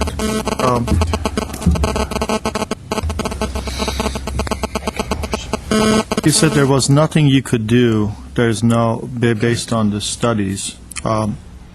You may not be able to do something about the noise, but how do you deal? How have you dealt with new projects, for example, that is going to be built right next to it? There's going to be a condominium project built right next to the freeway on Pennsylvania. all you're doing is saying, do a little CNL study, SENL study, and there's nothing in there that says your windows have to be triple glazed. There's nothing in there that says you have to have soundproof walls. There's none of that stuff in here at all. That project predates the new element and these new studies. But that project hasn't even been approved. That project hasn't even been approved. We haven't even finished that project. Well, maybe we're talking about different projects. No, we're talking about the one on right next to Pennsylvania. And Altura? No, this is Pennsylvania and the 210 freeway. Yeah. Just north of the freeway? I think he's speaking of Mr. Ganji's project. Right. My recollection is that's fully approved by the zoning administrator for CUPs, and it got its subdivision map and everything. It's entitled. So if it's entitled, we were told last week, right? We were told last week the deal has not been consummated yet. But that's not the issue, whether the deal was consummated. I mean, well, no, you're it giving a is. hypothetical Because regarding a construction let's that's to assume, be built. Right, let's assume, yeah, hypothetical. It's another location. Okay. He hasn't gotten his project. What are you going to do about that project? Well, if it was proposed today or tomorrow, after you tomorrow, adopt the study, tomorrow. Adopt these standards, we would ask that they prepare a special study. Such a study may have, in fact, been prepared in support of that project. I don't recall. I worked on that project. But they would have to do a study, And just what like is we this- would want them to do a traffic study. Okay, And they and- would have to propose conditions or mitigation measures that would ensure that they would essentially meet state building code guidelines for interior noise standards. So the interior noise standard after the design of the building is that it cannot exceed 60 CNELs. It's 45. 45 on the inside. Interior, 45 for interior. Part of the point is to try to be proactive. Rather than leave it to the building code process and leave it to that late stage, I would suggest. I think it's better to find out these issues and disclose this to the development community and to staff in advance and deal with it then rather than later, to the extent possible, especially in these highly impacted locations like this one next to the freeway. And would the study also identify steps that need to be taken to deal with that issue? That's the intent, yes. Okay. That's why we provided clear direction in the language proposed to staff that it needs to propose, the study isn't just a study, it needs to propose effective mitigations or conditions of approval. Okay. And how, I'm not done. And how would that consultant know what is it that that person needs to do to mitigate those problems when our own person from Building and Safety, Mr. Stuart Tom, who is gotten a whole bunch of awards and on international code, he was saying that he didn't really know, based on what you just said, is you can't codify those things. You can't write down those things. I think the distinction is you can't define a general set of standards that would apply sort of in every situation. But what you can do with a study is discuss what's feasible at that site for that kind of proposed project.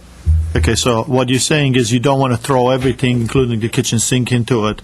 Let the consultant decide what you need to do of all these different avenues that you have available. That's right. And we do a lot of these studies each year in other jurisdictions. And basically, what we end up doing is saying, okay, you need a window with a such and such noise rating at these locations. And here, on this part of the building, maybe you're closer to the freeway, you have more noise exposure. You need even a higher noise-rated window over here. And the window manufacturers are used to this. They have windows that have noise ratings. And basically, when they get time to buy their windows, they sit down with the manufacturer and they go, okay, I need this size window with this noise rating, and they put it in. There's other things other than window upgrades that may be needed, but that's sort of the idea is there's no one thing that fits every project because each project has a different noise exposure and different window sizes and different building materials. And what would a study like that cost? Our costs usually run between $2,000 and $5,000, and they're usually done in two 2 to 3 weeks once we get approval from the developer to do it. 2 to 5,000 per unit or No, 2 to 5,000 for the project, the Per whole project. Yeah, And it takes 2 to 3 weeks to get it done. yeah. Mr. Weaver.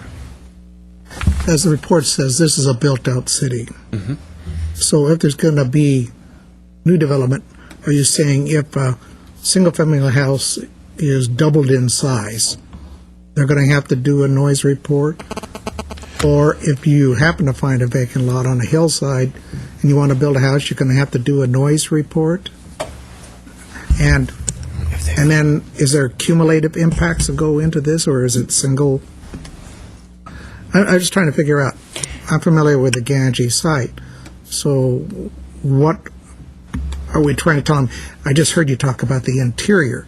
It's what the residents inside are going to relate to on the freeway, as opposed to what the rest of the community are going to feel because of this. I understand that part. Yeah. But just say you tear down a single family because it's own multifamily and you put in a multifamily. Are you going to say that you've increased the noise because you're going to now have more cars and you're going to have to handle that impact? No, that's not what we're saying here. What you will have to do is build that building so that it achieves certain indoor noise standards. Indoor noise standards. Indoor, not if it's a exterior. single family and a new single family use, not an existing use, you might have to address outdoor noise levels too by putting up a sound wall or stuff. But most of the projects you're going to have in the city that we're most concerned about are things along the San Fernando corridor and in the downtown area. I understand that. So in the residential areas, if you add a second floor on, you don't have to do this. I don't. I don't know exactly. The way that it's worded right now, it doesn't address the nuance the detail that you're describing. Good. So if you want to provide additional direction to staff Oh, no, about what it should, no. well, maybe it's appropriate for you to do so to make it clear. If I may, I do not recommend that the general plan language get that specific. The general plan is, I think I recommend to keep it general and to keep those levels of the standards to the zoning code. If you choose to do that, we could address those in the zoning code. I'll tell you Mr. one Weaver thing has that a will. good point. I just want to finish one thing.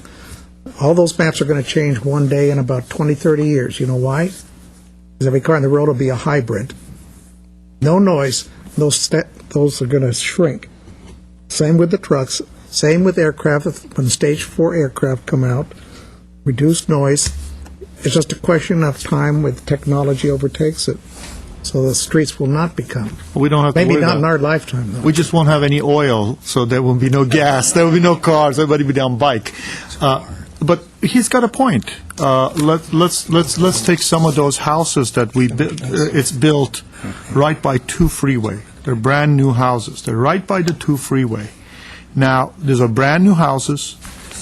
We do not so what you're saying on single family residential, we will not be requiring the builder of that single family residential to do this study, because we're just basically dealing with multifamily and up, right? In general, we are, but I would point out to you that in the proposed element before you tonight, the last sentence says, interior tenant improvements, signs, and exterior remodeling will not normally be subject to review under this program. I missed that. If you want to add single-family remodeling, for example, would not normally be subject, I'm in favor of that. I think it would be onerous to say that a single-family remodeling But project I am not should in favor of that. should not be subject to that. You think remodeling should be subject to it? So, If I may, I do not think remodeling should be subject to that. However, for brand new development, it would make sense to make new development subject to that, yes. That's where you're going, Bob? That remodeling should be You exempt? get into historic districts. Yeah, so I think you that's restore the where I'm windows. going with. I mean, Okay. I think I'd like to get this somewhere. I think we're sort of floundering here. I think if you're going to include that Focus. remodels not subject to this, I'm fine with that. I do agree with Hassan. You build a new building, try to meet some of those standards, because you're right. Can you imagine if you tried to change all those windows? Okay, Mr. I'm sorry, Mr. Mayor, council members, I do have an important issue that I have to ask. I'm sorry. Stuart Tom, building official. I do have Award-winning. Make sure that you say that. I do have an important clarification that I then have to ask, since I will be enforcing this.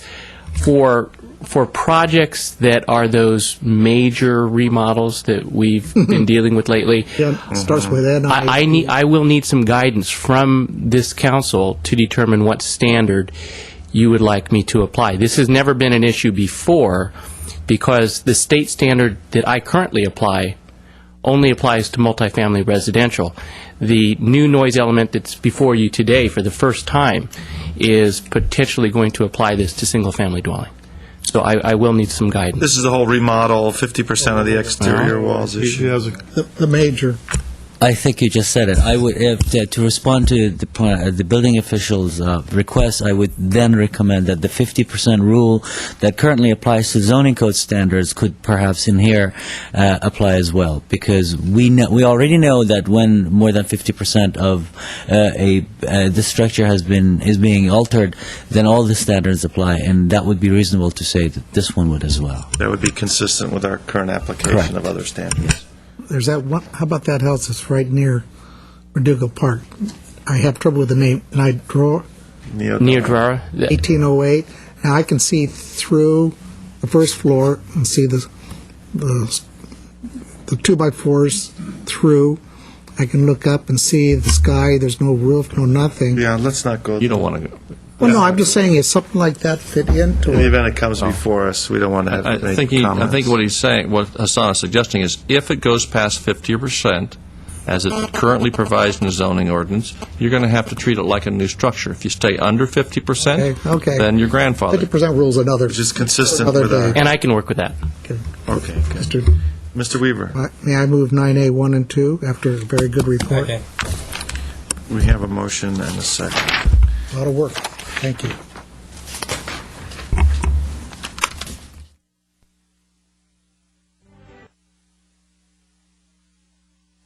There was two options with that alternative to Mr. Ghani. Just to clarify, based on the question that was raised before the council meeting tonight, the way that we put alternative 2 in the staff report does not specify that the noise studies would be done by a certified engineer. We have put in the staff report that it would be done by a qualified consultant to the satisfaction of the city. If in fact it was the intent of the Planning Commission to say certified engineer, that is not reflected in that.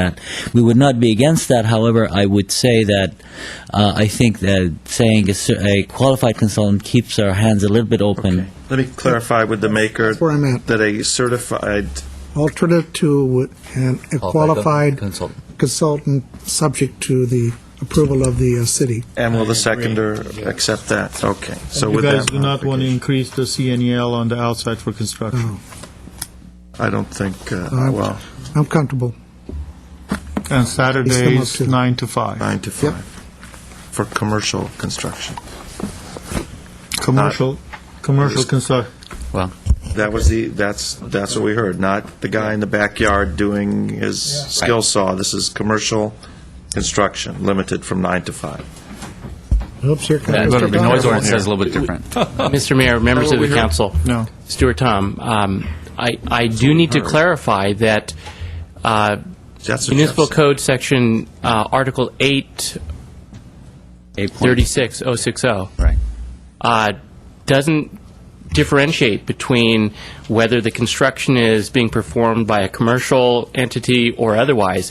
It merely states construction is prohibited because the source of that noise is annoying regardless of its source. And just so you know, Mr. Mayor, members of the council, we're talking about the existing noise ordinance, which is in the code, and it is with respect to any construction or repair work on buildings, structures, or projects that are within residential zones or within 500 feet of residential zones. So it's really an ordinance that's designed to protect, and that's the existing ordinance. So all that would be changed is to you would have the noise element. One of the programs of the noise element would be to bring back an ordinance to change the hours from 7 to 7 to 9 to 5. So that's what the staff recommendation is. It wouldn't change anything else in that definition in the noise ordinance other than changing the hours. The time. I think that's appropriate for the weekend, Saturday and Sunday, right? Sunday's prohibited. Sunday you can't work at all. but I have an issue with that. That's why we need a hotline. I mean, there's a lot of us that we get work done, maybe don't start at 7 exactly, but some of us start on Saturday, 7:30, 8 o'clock. Like sometimes my next-door neighbor starts the leaf blower at 7 o'clock in the morning. You know, the man works for the CHP. He has to be out of there. I can understand that. I mean, we're getting to a point that this is getting to be out of control. Would that cause an economic loss to you of $10,000 or more if we were to, What? being a contractor and in the construction? No, it has nothing to do with contract. It has to do with, there's so many hours that I have to do my honeydews. You do and everybody else. You have Saturdays and Sundays. You're working Monday through Friday. So how much can you get done? Let me also 9 to just 5, that's clarify, 8 Mr. Zern hours. was reminding me, it's not, the way that this has been consistently interpreted, it's not written in the code, but it's always been consistently interpreted, that's permitted construction. So anything that doesn't require a permit wouldn't be covered by that section. Right. Okay. So work that would not require a permit to be performed is not covered by the That's the guy with his That's clothes correct. saw and stuff. That's correct. Building furniture. Right, right. Can we Leaf blowers, right. Working on your Harley Davidson. Can we do roll call? Okay, did you get that nuance? Of order, of whatever the- you call it. No, I get the nuances, but people are not gonna. They're barely getting used to not working on Sunday. Can you imagine? I'm not going to vote for this. Can we I do a think we're roll just call getting and to find be out? too crazy on this. Okay, we have a motion and a second with the amendments and the clarifications put forth earlier. A roll call, please. Council members Freeman, No. Quintero, Yes. Weaver, Aye. Yusefian, No. Mayor Najarian. Yes. What's next? That passes. And that is going to come back to us for the Ordinance to The change noise- of The hours. change to the noise ordinance will come back. will have change to come the back. noise ordinance is going to come back. Yes, that has to Okay. come back. So this was instruction to staff to come back with, like any other ordinance with Right. the It was adoption of a reading program and- to consider a Okay. noise ordinance, so that does So- have to come back. You can take another bite out of that apple when it comes back. I think we could have just taken a bite now, but I'm so hungry I'll take a bite out of anything. If there's no new business, And is if- there a motion to adjourn Yeah, in we have a memory motion. of Okay, Jane Whitaker? So moved. Is there a second? Second. Seconded. We are adjourned.